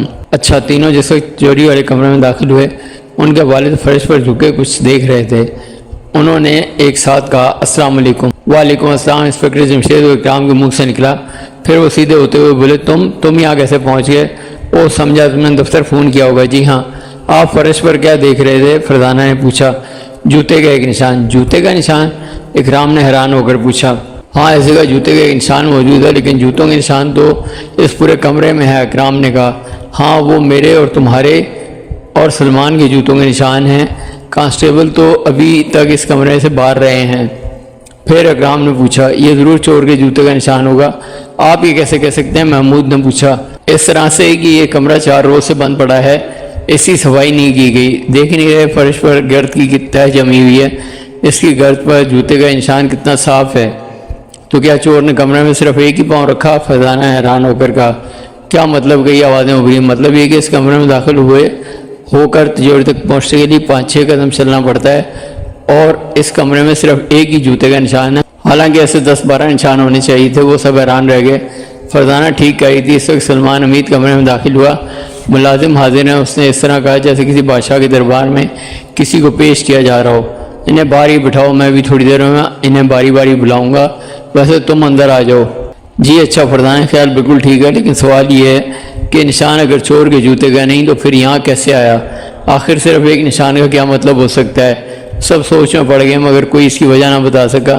جوتے کے نشان نے سب کو چکرا کر رکھ دیا تھا، اس مگر فردانہ، فاروق اور محمود کے ذہن بھی چکرا کر رہ گئے۔ اچھا خیر، شاید ہم میں سے کوئی بھی فی الحال اس کی وجہ نہیں سمجھ سکتا، اس لیے فی الحال اس نشان کو چھوڑ دیں، اسے بعد میں دیکھیں گے۔ ہاں بھائی سلمان، تم اب اپنے ایک ملازم کو اندر بلاؤ، مگر خیال رہے اس نشان پر کسی کا پاؤں نہ پڑے، بلکہ بہتر یہ ہوگا کہ ایک کانسٹیبل کو اس نشان کے پاس بٹھا دیا جائے۔ انسپکٹر جمشید نے تھوڑی دیر بعد کہا۔ ہاں یہ ٹھیک ہے، اکرام نے کہا، اور ایک کانسٹیبل کو بلا کر نشان کے پاس بٹھا دیا۔ اب سلمان نے اپنے باورچی کو بلایا۔ یہ ایک بوڑھا آدمی تھا۔ اس نے بتایا کہ وہ اس سلسلے میں کوئی مدد نہیں کر سکتا، کیونکہ وہ باورچی خانے کے علاوہ اور کسی کمرے سے غرض نہیں رکھتا۔ اس کے بعد شکور کی باری آئی، لیکن وہ بھی کچھ نہ بتا سکا۔ تیسرا ملازم سودا سلف لانے کے لیے ملازم تھا، اور اس کا تعلق بھی زیادہ تر باورچی خانے سے تھا۔ اب پٹھان چوکیدار کی باری آئی۔ خان صاحب، رات کو تم کس وقت تک جاگتے رہے؟ انسپکٹر جمشید نے اسے تیز نظروں سے دیکھا۔ تمام رات صاحب جی، سونے کا کیا کام؟ تم نے کسی کو گھر میں داخل ہوتے ہوئے دیکھا؟ گولی سے نہ اڑا دیتا اگر کوئی گھر میں داخل ہوتا، لیکن پھر بھی چوری ہو گئی۔ خان صاحب، تم نسوار کھاتے ہو؟ کھاتا ہوں جی، اس نے گھبرا کر کہا۔ رات بھی تم نسوار کھائی تھی؟ جی صاحب۔ اور اس کے بعد تم سو گئے تھے؟ نہیں صاحب، جھوٹ بولتے ہو تم رات کو سو گئے تھے، ورنہ یہ کیسے ممکن ہے کہ کوئی گھر میں داخل ہو گیا، جبکہ میں نے اس بات پر غور کر لیا ہے کہ کوئی کوٹھی میں صرف دروازے کی طرف سے ہی داخل ہو سکتا ہے، کوئی اور راستہ نہیں ہے۔ معافی دو صاحب، میں چند منٹ کے واسطے سو گیا تھا۔ بس ٹھیک ہے، اب یہ بات معلوم ہو جاتی ہے کہ چور اس وقت اندر داخل ہوا جب چوکیدار سو رہا تھا۔ خیر تم جاؤ خان، تمہارے بارے میں بعد میں سوچیں گے۔ سوال یہ ہے بجان کہ اگر چور اندر داخل ہو بھی گیا تھا تبھی اس نے تجوری کیسے کھول لی؟ محمود نے پوچھا۔ سلمان تم چابی کہاں رکھتے ہو؟ انسپکٹر جمشید نے محمود کی بات پر سر ہلاتے ہوئے کہا۔ اپنے کوٹ کی جیب میں۔ رات یہ کہاں تھی؟ جیب میں ہی، اور میرا کوٹ الماری میں تھا۔ اب صورتحال یہ ہو سکتی ہے کہ چور کوٹھی میں داخل ہونے کے بعد پہلے تمہارے کمرے میں داخل ہوا۔ کیا مطلب میرے کمرے میں؟ ہاں، تم گہری نیند سو رہے تھے، اس نے الماری کھولی اور تمہارے کوٹ کی جیب میں سے چابی نکال لی۔ اوہ! سلمان حمید حیران رہ گیا۔ ابا جان، یہ تو اسی صورت میں ہو سکتا ہے جب چور نے اس گھر کو اندر سے اچھی طرح دیکھا ہوا ہو۔ فرزانہ بولی۔ تم ٹھیک کہتی ہو، چور نے ضرور اس گھر کو اندر سے دیکھا ہوا تھا۔ اس نے سلمان کے کوٹ سے چابی نکالی کیونکہ اسے یہ بھی معلوم تھا کہ سلمان چابی کوٹ کی جیب میں رکھتا ہے۔ چابی حاصل کرنے کے بعد اس چوری والے کمرے میں داخل ہوا۔ اس نے چوری کھولی اور ساری دولت نکال کر چلتا بنا۔ اتنی دولت اس نے کس چیز میں رکھی ہوگی؟ محمود نے حیران ہو کر پوچھا۔ وہ اپنے ساتھ کپڑے کا کوئی تھیلا لایا ہوگا۔ کپڑے کا تھیلا؟ مگر شاید ایک تھیلے میں 50 لاکھ روپے کے نوٹوں کی گڈیاں نہیں آ سکتی، اکرام نے اعتراض کیا۔ ہاں، یہ بھی ٹھیک ہے۔ انسپکٹر جمشید سوچ میں ڈوب گئے۔ پھر فاروق نے کہا، پھر یہ کہ وہ 2 تھیلے لایا ہوگا، اس کے علاوہ اور کیا کہا جا سکتا ہے؟ یا پھر تھیلا کافی بڑا ہوگا۔ چلیں، بات صاف ہو گئی، اب رہ جاتا ہے جوتے کا نشان۔ محمود بولا۔ اسے چھوڑو، پہلے سلمان تم یہ بتاؤ کہ تمہیں کسی پر شک تو نہیں؟ جی نہیں۔ شک کا لفظ سن کر فرزانہ چونکی۔ ابا جان، مجھے شک ہے؟ کیا مطلب بھائی؟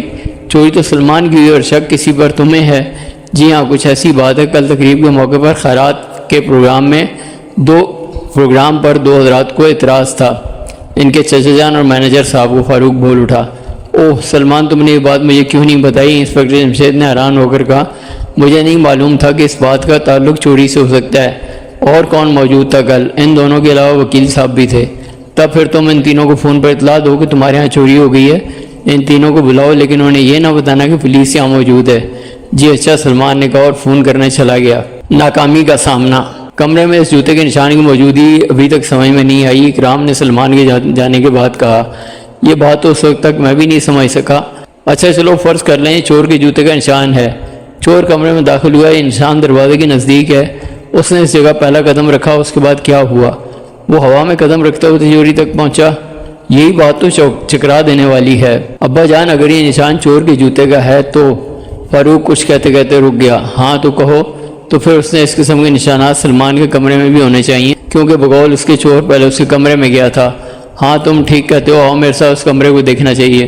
وہ کمرے سے باہر نکل آئے۔ رازداری کے دوسرے سرے پر سلمان ٹیلی فون کر رہا تھا۔ اس نے انہیں اپنی طرف آتے دیکھا تو پوچھا، کیا بات ہے، آپ کہاں جا رہے ہیں؟ تمہارا کمرہ دیکھنا چاہتے ہیں۔ کیوں؟ وہاں کیا دیکھیں گے؟ جوتے کا نشان۔ لیکن میرا کمرہ صبح ہی سے صاف کیا جا چکا ہے، وہاں اب کوئی نشان کیا بچا ہوگا؟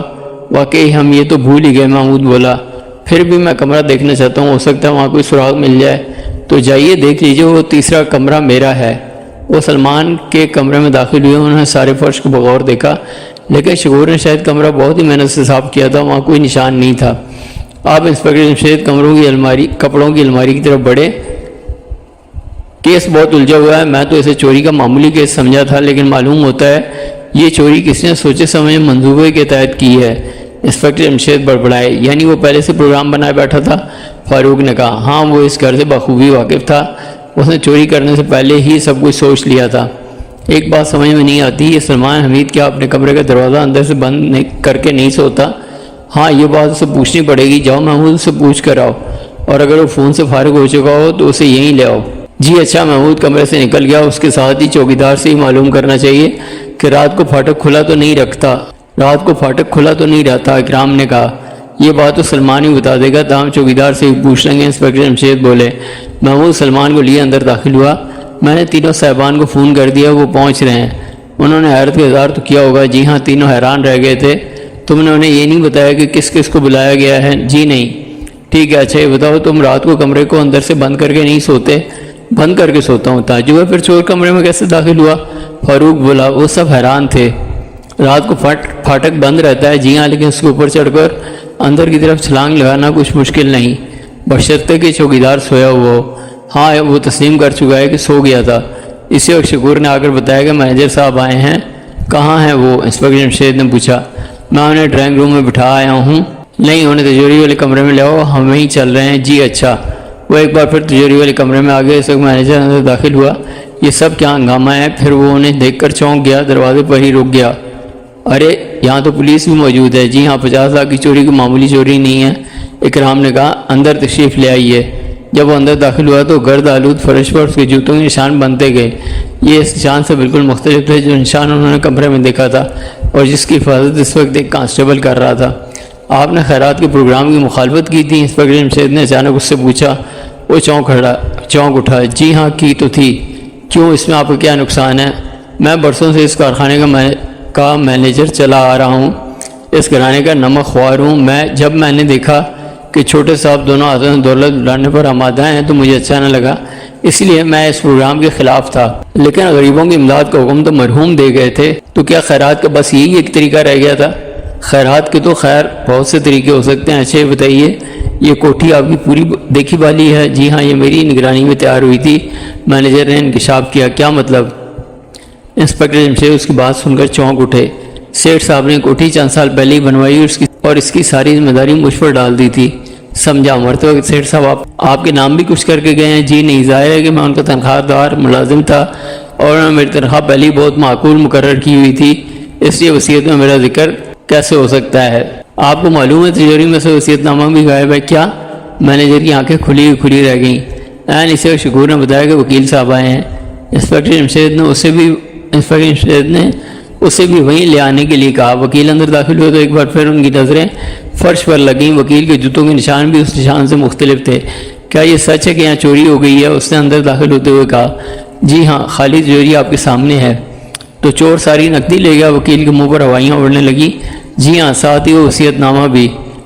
کیا؟ مگر وصیت نامہ اس کی کس کام کا ہے؟ وکیل نے حیران ہو کر کہا۔ میں بھی حیران ہوں کہ وصیت نامے کا چور کیا کرے گا؟ آپ کی تعریف؟ وکیل نے ان سے پوچھا۔ مجھے انسپکٹر جمشید کہتے ہیں۔ تو آپ ہیں انسپکٹر جمشید؟ نہ صرف وکیل بلکہ مینیجر بھی حیران رہ گیا۔ جی ہاں۔ اچھا وکیل صاحب، یہ تو بتائیے وصیت نامے گم ہونے سے کس کو فائدہ پہنچ سکتا ہے؟ آپ قانون ہے، آپ کو معلوم ہوگا۔ جی ہاں، اگر وصیت نامہ گم ہو جائے تو کہیے آپ رک کیوں گئے؟ انسپکٹر جمشید نے انہیں دیکھتے ہوئے کہا۔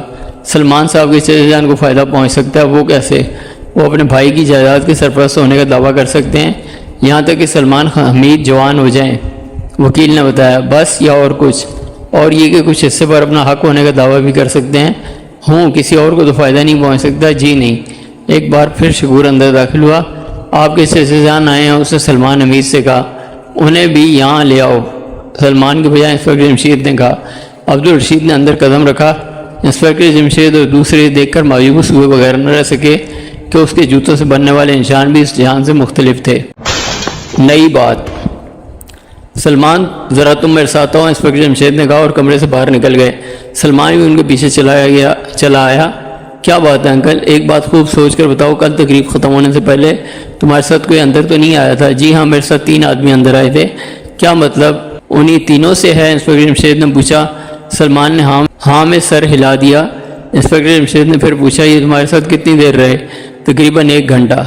اس دوران تم کیا کرتے رہے؟ ہم باتیں کرتے رہے چچا جان، اور مینیجر صاحب میرے پروگرام کی مخالفت کرتے رہے۔ اور وکیل صاحب؟ انہوں نے اس سلسلے میں کچھ نہیں کہا، کوئی مخالفت نہیں کی، نہ حمایت کی۔ اور یہ باتیں کہاں ہوئی؟ میرے کمرے میں۔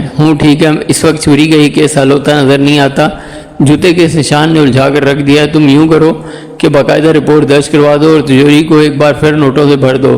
کیا مطلب نوٹوں سے بھر دوں؟ ہاں، بینک سے نکلوا کر نوٹوں کی گڈیاں اس میں رکھ دو۔ اس کی خبر ان تینوں کو بھی ہو جانی چاہیے۔ کیا آپ کے خیال میں یہ تینوں چور ہیں؟ سلمان نے پوچھا۔ نہیں، ان میں سے ایک، کم از کم میرا یہ خیال ہے۔ بہت اچھا، میں کل ہی بینک سے رقم نکلوا لوں گا، اور اس کے بعد کوئی تمہارے کمرے میں آئے تو دھیان رکھنا، فوراً مجھے اس کی اطلاع دینا۔ جی میں سمجھ گیا۔ اب میں اندر جا کے اس کارروائی کو ختم کرنے کا اعلان کرتا ہوں، چلیے آپ کی مرضی۔ دونوں واپس کمرے میں آئے۔ انسپکٹر جمشید بولے، اکرام کیا خیال ہے؟ میں حیران ہوں، چور نے کوئی نشان، ذرا سا بھی نشان نہیں چھوڑا۔ اس کا مطلب ہے چور کو پکڑنا اتنا آسان نہیں جتنا ہم سمجھ رہے تھے۔ جی ہاں، آپ کا خیال صحیح ہے۔ تو پھر تم سلمان سے پوری رپورٹ لکھوا لو، پھر ہم یہاں سے چلتے ہیں۔ کیا مطلب؟ محمود حیران رہ گیا۔ تم کس بات کا مطلب پوچھ رہے ہو بیٹا؟ انسپکٹر جمشید نے پوچھا۔ آپ واپس جانے کی بات کر رہے ہیں؟ ہاں، کیوں؟ کیا تمہیں حیرت ہوئی؟ جی ہاں، میرا خیال تھا کہ آپ اسی وقت چور کا پتہ لگا لیں گے۔ چور اپنے کام میں بہت ماہر ہے، اسے پکڑنا کوئی ہنسی کھیل نہیں ہے، اس میں کچھ دن لگیں گے۔ لیکن محمود کچھ کہتے کہتے رک گیا۔ کیا کہنا چاہتے ہو ابا جان؟ آپ وصیت نامے کو کیوں بھول رہے ہیں؟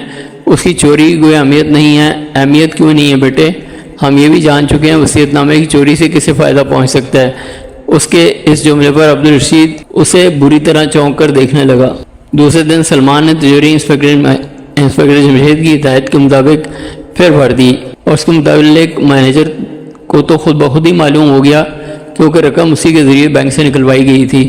बाकी वकील और चचा उसकी इतला देने की कोई सूरत नज़र न आई तो उसने दोपहर के खाने में बुला लिया। जब वो तीनों खाना खा रहे थे और आपस में बातें कर रहे थे तो मैनेजर बैग उठाए अंदर आ पहुंचा। बैग में क्या उठाए वो मैनेजर अब्दुल रशीद ने पूछा। रकम है जनाब। रकम कैसी रकम? वकील बोला। छोटे साहब ने बैंक से निकलवाई है। वो किस लिए? तिजोरी में रखने के लिए, मैनेजर ने बताया। ये अच्छी अक्लमंदी है। अरे भाई इसमें से तो पहले ही चोरी हो चुकी है, क्या दोबारा चोरी कराने का इरादा है? अब्दुल रशीद बोले। जी नहीं, चोर को क्या मालूम, तिजोरी फिर से भर दी गई है, अगर उसे पता चल गया तो? वकील ने एतराज़ किया। मैंने चौकीदार को खबरदार कर दिया है, अब वो सारी रात जागता रहेगा। फिर भी आखिर घर में रकम रखने की ज़रूरत ही क्या थी? मैनेजर ने कदरे झंझला कर पूछा। तो क्या मैं खैरात के लिए हर रोज़ निकलवाता रहूँ?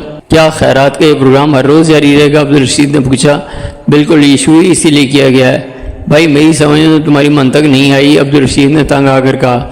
आप परेशान ना हो चचाजान, चोर का पता लगाने की इंस्पेक्टर जमशेद पूरी कोशिश कर रहे हैं। जी हाँ मैं जानता हूँ, अब्दुल रशीद ने बुरा सा मुँह बनाया।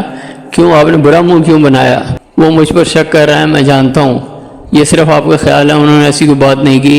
खैर देखा जाएगा, मुझे इसकी ज़रा भी परवाह नहीं, वो शक करता है तो करता रहे। क्या मुझे इजाज़त है जनाब? मैनेजर ने उकता कर पूछा। नहीं भाई तुम भी खाना खाओ, बैठो, अब्दुल रशीद ने कहा। जी नहीं मैं खा चुका हूँ। अच्छा जैसे तुम्हारी मर्ज़ी। खाने से फारिग होकर उसने इन दोनों को मेज़ पर ही छोड़ दिया और रकम तिजोरी में रखने के लिए उठ खड़ा हुआ। उसने अपने वालिद का कमरा खोला। कमरा इस वक्त भी जूं का तूं था। दरवाजे के करीब वो जूते के निशान भी इसी तरह मौजूद था। वो एहतियात से कदम उठाता हुआ तिजोरी के पास गया, तिजोरी को खोला और बैग में से रकम निकालकर तिजोरी में रखने लगा। इस काम से फारिग होकर लौटा तो इन दोनों ने उससे रुखसत चाहिए और चले गए।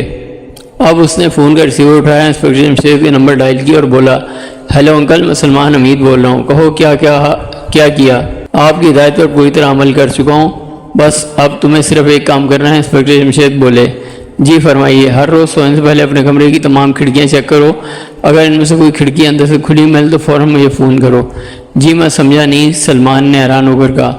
मैं समझाता हूँ, तुम इस वक्त तमाम खिड़कियाँ अंदर से बंद कर दो और उन्हें बंद ही रहने दो। जिस शाम इनमें से कोई खिड़की खुली मिले मुझे फ़ोन कर दो। मैं समझ गया अंकल, लेकिन खिड़की खुली कैसे मिल सकती है?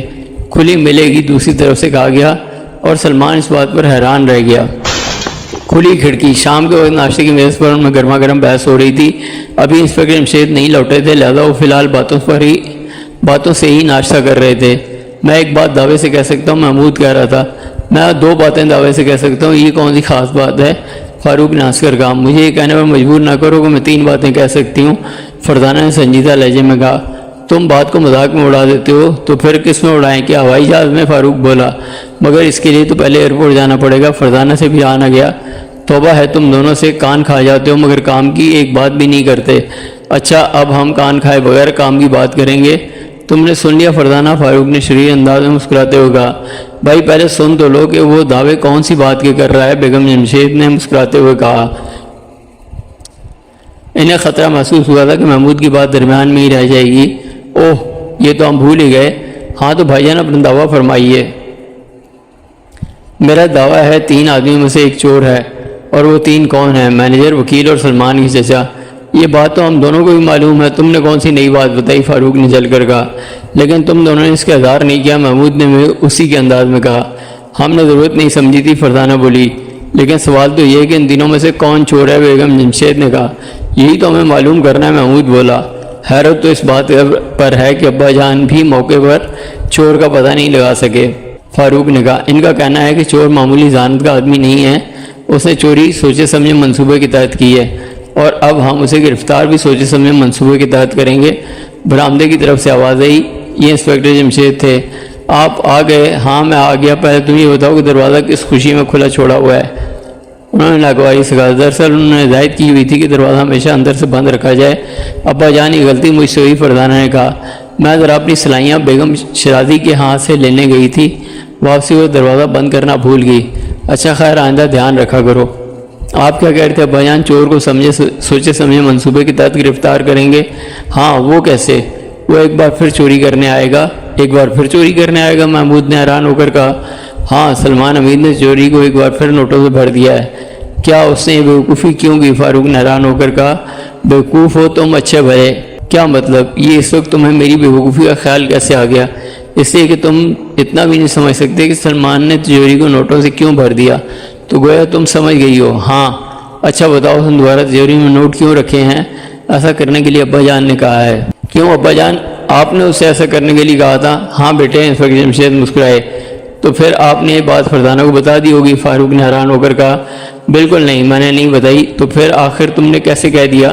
فاروق فرزانہ کی طرف مڑا۔ بھائی بالکل سامنے کی بات ہے، ابھی ابا جان نے بتایا کہ ہم چور کو بھی سوچے سمجھے منصوبے کے تحت گرفتار کریں گے۔ اوہ واقعہ میں واقعی بیوقوف ہوں، دیکھا مان گئے۔ محمود اور فاروق دونوں کچھ نہ کہہ سکے کیونکہ اس وقت فرزانہ واقعی ان سے زیادہ ذہین ثابت ہوئی تھی۔ تیسرے دن انسپکٹر جمشید اپنی بیوی بچوں کے ساتھ رات کا کھانا کھا رہے تھے کہ بیگم شیرازی نے بتایا کہ ان کا فون ہے۔ کیا فون کرنے والے نے اپنا نام بتایا ہے؟ جی ہاں، سلمان حمید۔ اوہ، ان کے منہ سے نکلا۔ لقمہ ہاتھ سے رکھ کر وہ اٹھ کھڑے ہوئے۔ وہ تقریباً دوڑتے ہوئے شیرازی صاحب کے گھر میں داخل ہوئے اور فون کا ریسیور اٹھاتے ہوئے بولے ہیلو سلمان، کہو کیا خبر ہے؟ ایک کھڑکی اندر سے کھلی ملی ہے۔ گڈ، کیا آج کوئی تم سے ملنے آیا تھا؟ جی نہیں۔ تم گھر سے باہر گئے تھے؟ جی ہاں، میں کارخانے تک گیا تھا، بس اس دوران میں کھڑکی کھولی گئی ہے۔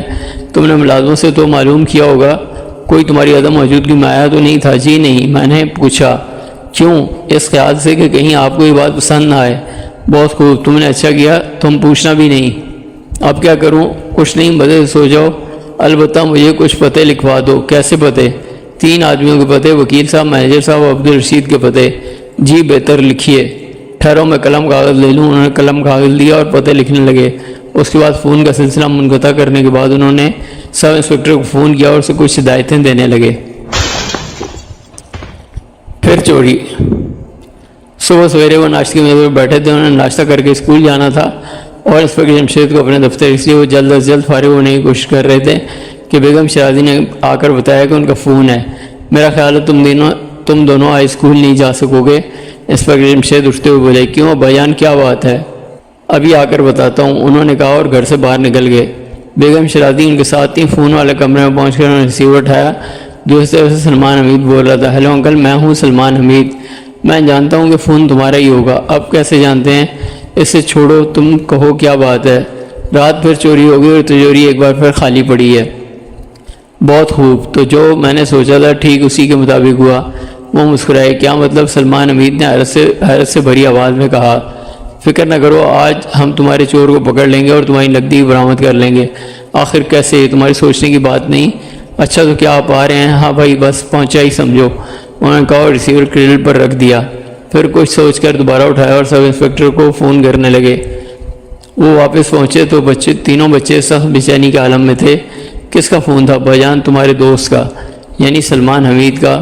ہاں، اس کے ہاں ایک بار پھر چوری ہو گئی۔ انسپکٹر جمشید مسکرائے۔ کیا مطلب؟ میں نے بتایا تھا نا کہ چور ایک بار پھر چوری کرنے آئے گا۔ اوہ، تو کیا سوچا سمجھا منصوبہ شروع ہو گیا ہے؟ ہاں، وہ اور آج ہم چور پکڑ رہے ہیں۔ کون ہے چور؟ فرزانہ نے جلدی سے کہا۔ یہ ابھی مجھے بھی معلوم نہیں۔ پھر آپ اسے کیسے پکڑیں گے؟ بس تم دیکھتے جاؤ۔ ویسے تم تینوں سے ایک بات پوچھنا چاہتا ہوں۔ فرمائیے۔ تینوں ہمتاً گوش ہو گئے۔ تمہارا اس جوتے کے نشان کے بارے میں کیا خیال ہے؟ ابا جان، کم از کم میں تو اس نشان کے بارے میں بہت سوچا ہے، لیکن کچھ سمجھ میں نہیں آیا، محمود بولا۔ اور فاروق، تم کیا کہتے ہو؟ جی میں بھی حیران ہوں، جوتے کا وہ نشان اگر چور کا ہے تو پھر اس سے آگے کوئی نشان کیوں نہیں ملا؟ اس قدم کے بعد چور تجوری کی تک نشان بنائے بغیر کیسے گیا؟ یہی تو سوال ہے فرزانہ، تم بتاؤ۔ انسپکٹر جمشید مسکرائے۔ ابا جان، ایک بات سمجھ میں آتی ہے لیکن ہو سکتا ہے کہ وہ بالکل غلط ہو۔ بتاؤ تو صحیح۔ چور نے تجوری والے کمرے میں قدم رکھا، ساتھ ہی اس کی نظر فرش پر پڑی۔ اس نے دیکھا کہ فرش گرد آلود ہے، اس کے جوتوں کے نشان فرش پر آ جائیں گے اور وہ پکڑا جائے گا، لہذا اس نے اپنا پاؤں واپس کھینچ لیا۔ فرزانہ اتنا کہہ کر خاموش ہو گئی۔ پھر وہ تجوری تک کیسے پہنچا؟ اس سے آگے میری بھی عقل دنگ ہے۔ تمہاری اس خیال کے بارے میں کیا رائے ہے؟ انسپکٹر جمشید نے محمود اور فاروق سے پوچھا۔ فرزانہ کا خیال بالکل ٹھیک معلوم ہوتا ہے، محمود نے تسلیم کیا۔ میرا بھی یہ خیال ہے۔ تم دونوں آگے بتاؤ، چور تجوری تک کیسے پہنچا؟ تینوں سوچ میں ڈوب گئے۔ چوری تجوری تک کیسے پہنچا؟ فاروق سوچ میں کھڑا ہوا، بڑبڑانے لگا۔ کیا گردان کرنے کا ارادہ ہے؟ محمود ہنسا۔ چپ رہا ہوں وہ یہ سوچنے دے، تو پھر تم بھی خاموشی سے سوچو، بڑبڑا کیوں رہے ہو؟ محمود بولا، تم دونوں کی باتیں ختم ہوں گی یا نہیں؟ سارے خیالات درہم برہم کر دیے ہیں۔ فرزانہ نے برا سا منہ بنایا۔ تینوں ایک بار پھر سوچ میں ڈوب گئے۔ اچانک فاروق نے پرجوش انداز میں سر اٹھایا، اس کا چہرہ تمتما رہا تھا۔ وہ مارا؟ کیا مارا؟ فرزانہ ایک دم بولی۔ میں سمجھ گیا ابا جان کی چور تجاری تک کیسے پہنچا۔ بہت خوب محمود اور فرزانہ، تم دونوں کیا کہتے ہو؟ میں ہار مانتا ہوں، محمود نے کہا۔ اور میں بھی، فرزانہ نے کہا۔ اچھا فاروق تم بتاؤ جی، ابا جان چور جب فرش کو گرد آلود دیکھا تو اس نے اپنا پاؤں واپس کھینچ لیا اور سوچ میں ڈوب گیا کہ تجوری تک کیسے پہنچے۔ فاروق بتانے لگا، تو کیا وہ سوچ میں ڈوبا ہی تجوری تک پہنچ گیا؟ فرزانہ نے مذاق اڑانے کے لیے حیرت کا مظاہرہ کیا۔ بھائی واہ، یہ انوکھی بات ہمیں کیوں نہ سوچی، افسوس ہے۔ محمود نے فرزانہ کا ساتھ دیا۔ بھائی سن تو لو، بیگم جمشید مسکرائیں۔ ہاں تو فاروق چور سوچ میں کیا؟ فاروق چور سوچ میں گم ہو گیا، آگے بتاؤ۔ پھر سب نے جوتے اتار دیے۔ فاروق نے ایک دم کہا۔ کیا مطلب جوتے اتار دیے؟ محمود اور فرزانہ نے حیران ہو کر کہا۔ ہاں تو کیا وہ ننگے پاؤں تجوری تک گیا؟ ہاں بالکل، فاروق نے پورے یقین سے کہا۔ اس پر جمشید خاموشی سے سنتے رہے۔ لیکن یہ کیسے ہو سکتا ہے؟ محمود نے کہا۔ کیا مطلب ہو کیوں نہیں سکتا؟ اگر چور ننگے پاؤں گیا تو اس کے پیروں کے نشان فرش پر ملنے چاہیے تھے۔ فرزانہ نے اعتراض کیا۔ ہاں بالکل، آخر اس کے پیروں کے نشان فرش پر کیوں نہیں ملے؟ محمود بولا۔ فاروق ان دونوں کا اعتراض سن کر تھوڑی دیر کے لیے خاموش رہ گیا۔ تم نے بتایا نہیں فاروق؟ اس پر جمشید لطف اندوز ہوتے ہوئے بولے۔ جی ابا جان، اس کے جواب یہ کہ چور جرابیں پہنے ہوا تھا۔ فاروق مسکرایا۔ کیا؟ فرزانہ اور بیگم جمشید کے منہ سے نکلا۔ ہاں وہ جرابیں پہنا ہوا تھا، اس لیے گرد آلود فرش پر پیروں کے نشانات نہیں بنے، لیکن جرابوں کے نشان تو ملتے۔ محمود نے ایک اور اعتراض کیا۔ ہاں آخر اس نے جرابیں پہنے ہوئے پیر تو فرش پر ہی رکھے ہوں گے۔ بالکل، ورنہ وہ تجاری تک کیسے پہنچ گیا؟ فاروق نے تسلیم کیا۔ تو پھر جرابیں پہنے ہوئے پیروں کے نشان کیوں نہیں بنے؟ فاروق خاموش تھا اس بات کا، اس کے بعد کوئی جواب نہیں تھا۔ معلوم ہوتا ہے فاروق کی عقل گاڑیاں آ کر ٹھپ ہو گئی ہے۔ فرزانہ نے ہنس کر کہا۔ لگتا تو ایسے ہی ہے، محمود بولا۔ تو پھر اب تم بتاؤ، اتنی باتیں فاروق نے بتا دیں، اب تم دونوں بھی تو کچھ بتاؤ۔ ایک بار پھر وہ سوچ میں ڈوب گیا۔ آخر محمود نے سر اٹھایا۔ ابا جان میری سمجھ میں ایک بات آتی ہے، بتاؤ پھر۔ چور نے جرابوں والے پاؤں صرف پنجوں کی حد تک فرش پر ٹکائے تو اس کے پنجوں کے نشان بننے چاہیے تھے، فاروق بولا۔ ہاں لیکن اس نے اپنے پنجے کمرے میں پہلے سے بنے ہوئے نشانات پر رکھے۔ کیا؟ فاروق و فرزانہ چلائے۔ ہاں کمرے میں اسی شام کے سلمان کے پیروں کے نشان بنے ہوئے تھے، وہ ان پر صرف پنجے رکھتا چلا گیا۔ بہت خوب، کمال کر دیا تم نے، بالکل یہی بات میرے ذہن میں آئی تھی۔ اس پر جمشید نے کہا۔ پھر بولے، اب اٹھ چلو، اسکول میں رخصت کی درخواست کسی دوست کے ہاتھ بھیج دو، ہم سلمان حمید کے ہاں چل رہے ہیں۔ سوچا سمجھا منصوبہ۔ وہ سلمان حمید کی کوٹھی میں داخل ہوئے۔ اکرام وہاں پہلے سے موجود تھا۔ کیا حالات ہیں؟ سب کچھ آپ کے خیال کے مطابق ہوا ہے۔ اچھا ادھر آؤ۔ وہ اکرام کو سب سے الگ لے گئے۔ اس وقت صرف تم یہ جانتے ہو کہ چور کون ہے، انہوں نے اکرام سے کہا۔ جی ہاں یہ ٹھیک ہے، لیکن میں اپنے اندازے کی بنیاد پر تمہیں بتا سکتا ہوں کہ چور کون ہے۔ پھر انہوں نے اکرام کے کان میں ایک شخص کا نام لیا اور اکرام کی آنکھیں حیرت سے پھیل گئیں۔ اس نے بمشکل کہا، آپ کا خیال ٹھیک ہے۔ وہ سب کے سب آگے ایک بار پھر تجوری والے کمرے میں آئے۔ اس مرتبہ چور کا کوئی اور نشان نہیں پایا گیا، البتہ فرش پر پہلے والے جوتے کا نشان ابھی تک موجود تھا۔ تجوری کے دونوں پٹ کھلے ہوئے تھے اور وہ بالکل خالی تھی۔ سلمان تم نے اپنے مینیجر سزان اور وکیل صاحب کو بلا لو، ہم ان کی موجودگی میں ہی چور کو پکڑیں گے، لیکن ٹیلی فون پر تم انہیں صرف اتنی اطلاع دو گے کہ تمہارے ہاں ایک بار پھر چوری ہوگی اور یہ کہ وہ فوراً یہاں پہنچ جائیں۔ جی بہت بہتر۔ سلمان حمید فون کرنے چلا گیا۔ انسپکٹر فرش پر جھک کر پیروں کے نشانات کا جائزہ لینے لگے۔ پھر انہوں نے ان تینوں کو بھی جھک کر دیکھنے کا اشارہ کیا۔ یہ سلمان کے پیروں کے نشانات ہیں، لیکن غور سے دیکھنے پر یہ نظر آ سکتا ہے کہ ان نشانات کے اگلے حصے پر دوسرے نشانات بنے ہوئے ہیں۔ بالکل ٹھیک ابا جان، اب چور ہمارے قابو میں ہے۔ کون ہے وہ؟ فرزانہ نے بےتابی سے پوچھا۔ ابھی پتہ چل جائے گا اکرام، جو ہی وہ تینوں یہاں پہنچے تم روانہ ہو جانا۔ جی بہتر، اور 3 کانسٹیبل یہاں چھوڑ جانا۔ جی میں سمجھ گیا۔ ابا جان آپ بتا کیوں نہیں دیتے کہ چور کون ہے؟ مجھے الجھن ہو رہی ہے، فرزانہ بولی۔ ذرا ٹھہرو بیٹی، ایسے خاک مزہ آئے گا، سب کے سامنے بتاؤں گا تو کتنا لطف رہے گا۔ اچھا جیسے آپ کی مرضی۔ کافی دیر تک وہ باتیں کرتے رہے۔ پھر سب سے پہلے سلمان حمید کے چچا وہاں پہنچے۔ 2 کانسٹیبل پیروں کے نشانات کی حفاظت کر رہے تھے، اس لیے وہ خراب نہیں ہوئے۔ عبدالرشید آتے ہی بولے، یہ سب بیوقوفی تمہاری ہے، جب ایک بار تجوری میں سے رقم اڑائی جا چکی تھی تو اس میں دوبارہ نقدی رکھنے کی کیا ضرورت تھی؟ تم سے بڑا بیوقوف بھی اس دنیا میں کوئی نہ ہوگا۔ اب تو غلطی ہوگی چچا جان، کیا ہو سکتا ہے، آپ تشریف رکھیں۔ اب مجھے کس لیے بلایا؟ میں کون ہوتا ہوں تمہارا؟ میری تو تم سنتے ہی نہیں۔ میں نے اسے منع کیا تھا کہ تجوری میں رقم نہ رکھو، لیکن تم نے میری ایک نہ سنی۔ وہ بیٹھتے ہوئے بولے، غلطی ہوگی چچا جان، اور تم انسپکٹر ابھی تک اپنے بچوں کے دوست کی چوری کا سراغ نہیں لگا سکے۔ تمہارا تو میں نے بڑا نام سن رکھا ہے، تم کیسے انسپکٹر ہو؟ جی بس کیا عرض کروں، یہ چور میری سمجھ میں آیا نہیں۔ تو جائیے پھر، یہاں کس لیے آئے ہیں؟ جی کارروائی کے لیے آنا تو پڑتا ہے، کیا فائدہ اس کارروائی کا؟ عبدالرشید نے برا سا منہ بنایا۔ تھوڑی دیر بعد ہی مینیجر صاحب اندر آئے اور وہ بھی آتے ہی بولے، میں نے پہلے ہی آپ کو منع کیا تھا کہ گھر میں نقدی رکھنے کی ضرورت ہی کیا ہے، لیکن آپ نہیں مانے۔ ابھی چچا جان بھی یہی کہہ رہے تھے۔ سلمان حمید نے برا سا منہ بنایا۔ تو کیا غلط کہا ہے انہوں نے؟ جی نہیں، بالکل ٹھیک کہا ہے۔ شکور کمرے میں داخل ہوا، اس نے بتایا کہ وکیل آیا ہے، اسے بھی یہیں لے آؤ۔ انسپکٹر جمشید بولے، جی بہتر۔ ایک منٹ بعد ہی وکیل بھی وہاں آ گیا۔ آخر وہی ہوا جس کا ڈر تھا۔ بس وکیل صاحب اب کچھ نہ کہیں، پہلے ہی بہت کچھ سن چکا ہوں۔ سلمان بولا، حضرات میں آپ لوگوں کی خدمت میں کچھ عرض کرنا چاہتا ہوں۔ آخر انسپکٹر جمشید بولے، تم کیا عرض کرو گے؟ چور کا پتہ تو لگا نہیں سکے۔ عبدالرشید نے بگڑ کر کہا، میں اس سلسلے میں کچھ عرض کرنے کا ارادہ رکھتا ہوں۔ کیا ضرورت ہے، ہمیں تو چور چاہیے۔ دیکھیے جناب، چور کو پکڑنا میری ذمہ داری ہے اور میں یہ کام کرنے کے لیے آیا ہوں۔ انسپکٹر جمشید کو بھی غصہ آ گیا۔ کیا مطلب؟ میں ابھی تھوڑی دیر تک چور کو آپ لوگوں کے سامنے پیش کر دوں گا۔ بہت خوب، یہ ہوئی نا بات۔ وکیل نے خوش ہو کر تالی بجائی۔ تو بتاؤ کون چور ہے؟ عبدالرشید نے غصے کی حالت میں کہا۔ ابھی بتاتا ہوں، پہلے یہ تو سن لیجیے کہ چور نے چوری کی کیسے۔ اچھا بتاؤ۔ چور جانتا تھا، انسپکٹر جمشید نے کہنا شروع کیا، کہ تجوری میں 50 لاکھ روپے موجود ہیں۔ وہ یہ بھی جانتا تھا کہ سلمان یہ ساری دولت غریبوں میں بانٹ دے گا، اس لیے اس نے سوچا کہ وہ ہی اس دولت کو حاصل کر لے۔ اس کے لیے اس نے باقاعدہ ایک پروگرام بنایا۔ اس نے اس گھر کے ایک آدمی کو اپنے ساتھ ملایا، اسے بتایا کہ وہ اسے 10,000 روپے دے گا، بشرطے کہ وہ اس کا ساتھ دے۔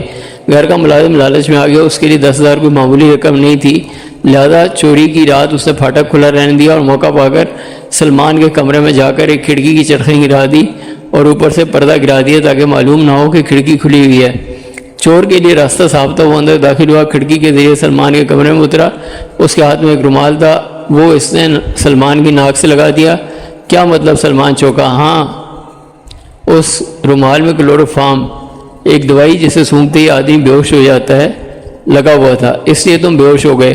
اب اس نے اطمینان سے کپڑوں کی الماری کھولی۔ یہ بات یاد رہے کہ اس نے ہاتھوں میں دستانے پہنے ہوئے تھے، اس لیے اس کی انگلیوں کے نشانات کسی چیز پر نہیں آئے۔ اس نے سلمان کے کوٹ کی جیب میں سے چابی نکالی، کھڑکی کے ذریعے باہر نکلا اور تجوری والے کمرے کے دروازے پر پہنچا۔ اس کا دروازہ کھولا، ایک پاؤں اندر رکھا ہی تھا کہ اس کی نظر فرش پر پڑی۔ مگر ابا جان، کمرے میں تو اندھیرا ہوگا، محمود نے اعتراض اٹھایا۔ ہاں، لیکن چور کے ہاتھ میں ٹارچ موجود تھی۔ ہاں، تو اس نے ٹارچ کی روشنی میں کمرے کے فرش کو دیکھا تو وہ گرد آلود تھا، کیونکہ سیٹ حمید کے مرنے کے بعد سے اس کمرے کی صفائی نہیں کی گئی تھی۔ چور نے اپنا پاؤں واپس کھینچ لیا کیونکہ اس کے جوتوں کے نشانات اسے پکڑوا سکتے تھے۔ اب اس نے جوتے اتار دیے، نیچے وہ جرابیں پہنے ہوا تھا۔ اس نے جرابوں والے پاؤں سلمان کے پاؤں کے نشان پر پنجوں کے بل رکھے اور اسی طرح نشان پر پنجے ٹکاتا ہوا تجوری کے پاس پہنچا۔ تجوری کھولی، بیگ میں ساری دولت منتقل کی اور اس طرح پنجوں کے بل چلتا ہوا کمرے سے باہر نکل آیا۔ کمرے کا دروازہ بند کیا، ایک بار پھر کھڑکی کے راستے سلمان کے کمرے میں پہنچا، چابی واپس کوٹ کی جیب میں رکھی اور کوٹھی سے باہر نکل آیا۔ اعتراض ابا جان، فرزانہ بول اٹھی۔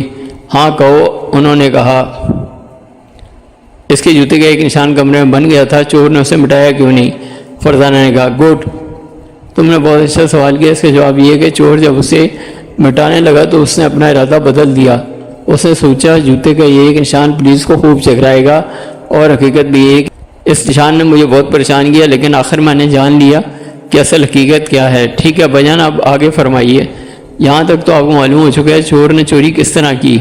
سوال یہ پیدا ہوتا ہے کہ چور کون ہے، تو اس سلسلے میں مجھے سب سے پہلے شک سلمان کے چچا عبدالرشید پر ہوا، کیونکہ تجوری میں سے وصیت نامہ بھی چھڑا لیا گیا تھا۔ اس کی چوری سے انہیں فائدہ پہنچ سکتا تھا، لہذا میں نے ان کے متعلق سوچنا شروع کیا۔ اس کے علاوہ انہوں نے خیرات کے پروگرام کی مخالفت بھی کی تھی۔ ساتھ ہی مجھے بتایا گیا کہ مینیجر صاحب نے بھی اس پروگرام کو اچھا نہیں جانا تھا۔ میں نے ان کے متعلق بھی معلومات حاصل کی۔ یہ دونوں کے دونوں شروع سے آخر تک شک کی زد میں رہے ہیں۔ اس کے علاوہ وکیل صاحب بھی ہیں، لیکن میرا شک ان پر نہیں گیا کیونکہ قانون دان قانون سے کھیلنے کی ضرورت نہیں کرتے۔ چور نے کوئی سراغ نہیں چھوڑا تھا سوائے جوتے کے ایک نشان کے۔ اب چور کو پکڑنے کا اس کے سوا کوئی طریقہ نہیں تھا۔ کہ ان لوگوں کے گھروں کی تلاشی لی جائے جن پر شک تھا، اور جس کے گھر سے وہ جوتا برآمد ہو جائے اسی کو چور سمجھ لیا جائے۔ لیکن تلاشی کس کے گھر کی لی جا سکتی تھی، یہ بہت مشکل کام تھا۔ چنانچہ میں نے بھی ایک منصوبہ بنایا، اس سے مجھے معلوم ہو گیا کہ چور کون ہے۔ اب اس کے گھر کی تلاشی لینا آسان ہو گیا اور میرا اسسٹنٹ تلاشی لینے کے لیے روانہ ہو چکا ہے۔ کیا آخر کئی آوازیں کمرے میں ابھری، سب حیران تھے۔ آخر چور کون ہے؟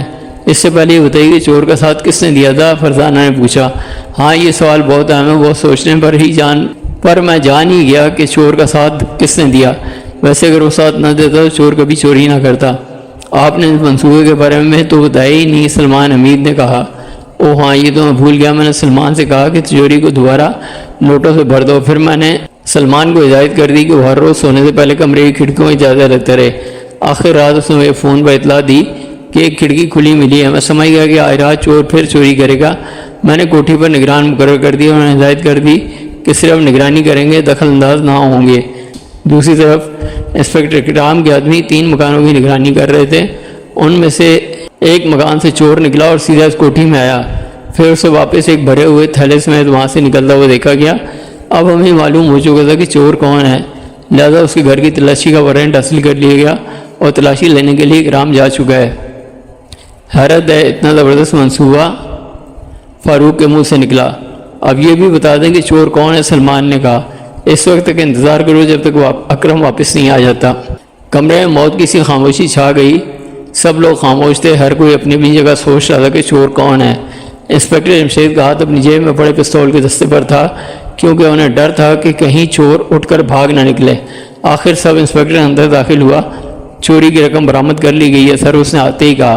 2 کانسٹیبل رقم کے تھیلے اٹھائے ہوئے تھے۔ بہت خوب، اور جوتوں کی جوڑی؟ انسپکٹر جمشید نے پوچھا۔ جی ہاں، وہ بھی مل گئی ہے، یہ رہی۔ اکرام نے جوتوں کی ایک جوڑی ان کی طرف بڑھاتے ہوئے کہا۔ بہت خوب، اب میں اس میں سے آپ لوگوں کو فرش پر نشان بنا کر دکھاتا ہوں۔ وہ اٹھے اور فرش پر بنے نشان کے پاس گئے۔ انہیں جوتے کو فرش پر رکھ کر دباؤ ڈالا تو وہاں بالکل پہلے جیسا ایک اور نشان بن گیا۔ اوف میرے خدا، ان دونوں میں کوئی فرق نہیں، سلمان کے منہ سے نکلا۔ اور اب اس ثبوت کے مل جانے کے بعد مجھے امید ہے کہ وکیل صاحب اپنے چور اور ان سے انکار نہیں کریں گے، جبکہ نقدی اور جوتوں کی جوڑی ان کے گھر سے مل گئی ہے۔ کیا مطلب کہ یہ آوازیں ابھری؟ ہاں، اور اگر یہ انکار کریں گے تب بھی کوئی فرق نہیں پڑتا، ابھی ان کا ساتھی موجود ہے۔ اکرام، تم جاؤ اور پٹھان چوکیدار کو پکڑ لاؤ۔ جی بہتر۔ اکرم گیا اور پٹھان کو ساتھ لے آیا۔ کیوں خان، پہلے جب چوری کی گئی تو تمہیں کتنے پیسے ملے؟ کیا مطلب وہ اکا بکا رہ گیا؟ تم نے چور کے لیے پھاٹک کھولا، سلمان کے کمرے کی کھڑکی کھولی، کیا یہ غلط ہے؟ جی میں سمجھا نہیں۔ ابھی سمجھ جاؤ گے۔ اکرام، اسے بھی ساتھ لے جاؤ اور اسے کوارٹر کی تلاشی لو۔ جی بہتر۔ اکرام 2-3 کانسٹیبل ساتھ لے کر چلا گیا۔ پھر وہ واپس آیا تو اس کے ہاتھوں میں تقریباً 20,000 روپے تھے۔ بہت خوب، ثبوت مکمل ہو گیا، ان دونوں کو ہتھکڑیاں لگا دو۔ وہ دو کانسٹیبل آگے بڑھے اور ان دونوں کو ہتھکڑیاں لگا دی۔ وکیل اس طرح خاموش بیٹھا تھا جیسے اسے سانپ سونگھ گیا ہو۔ آپ خاموش ہیں وکیل صاحب، کچھ تو بولیے۔ لیکن اس سے کوئی جواب نہ دیا۔ دراصل ان کا خیال تھا کہ کوئی انہیں نہیں پکڑ سکتا۔ اپنی طرف سے انہوں نے بہت مضبوط منصوبہ بنایا تھا، لیکن برا ہو اس جوتے کے نشان کا جو یہ اپنی عقل مندی کی وجہ سے جوں کا توں چھوڑ گئے۔ اگر یہ جوتے کا نشان نہ چھوڑتے تو میں کبھی بھی ان تینوں پر شک نہیں کر سکتا تھا، بلکہ میں چور کو سارے شہر میں تلاش کرتا پھرتا۔ مگر وہ جو کہا ہے نا کسی نے کہ مجرم چاہے کتنا چلاک کیوں نہ ہو، اس سے کوئی نہ کوئی غلطی ضرور ہو جاتی ہے اور یہ غلطی اسے لے ڈوبتی ہے۔ اب کیا پروگرام ہے ابا جان؟ تم تینوں گھر جاؤ گے اور میں اپنے دفتر، وکیل صاحب اور چوکیدار حوالات، اور سلمان تمہارا کیا پروگرام ہے؟ جی میں آج شام نئے سرے سے خیرات کے پروگرام کا افتتاح کروں گا۔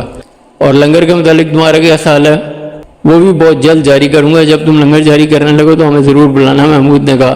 اچھا ہاں، اس موقع پر ہم تمہیں ایک نام دیں گے، فرزانہ نے کہا۔ کیا مطلب نام دیں گے؟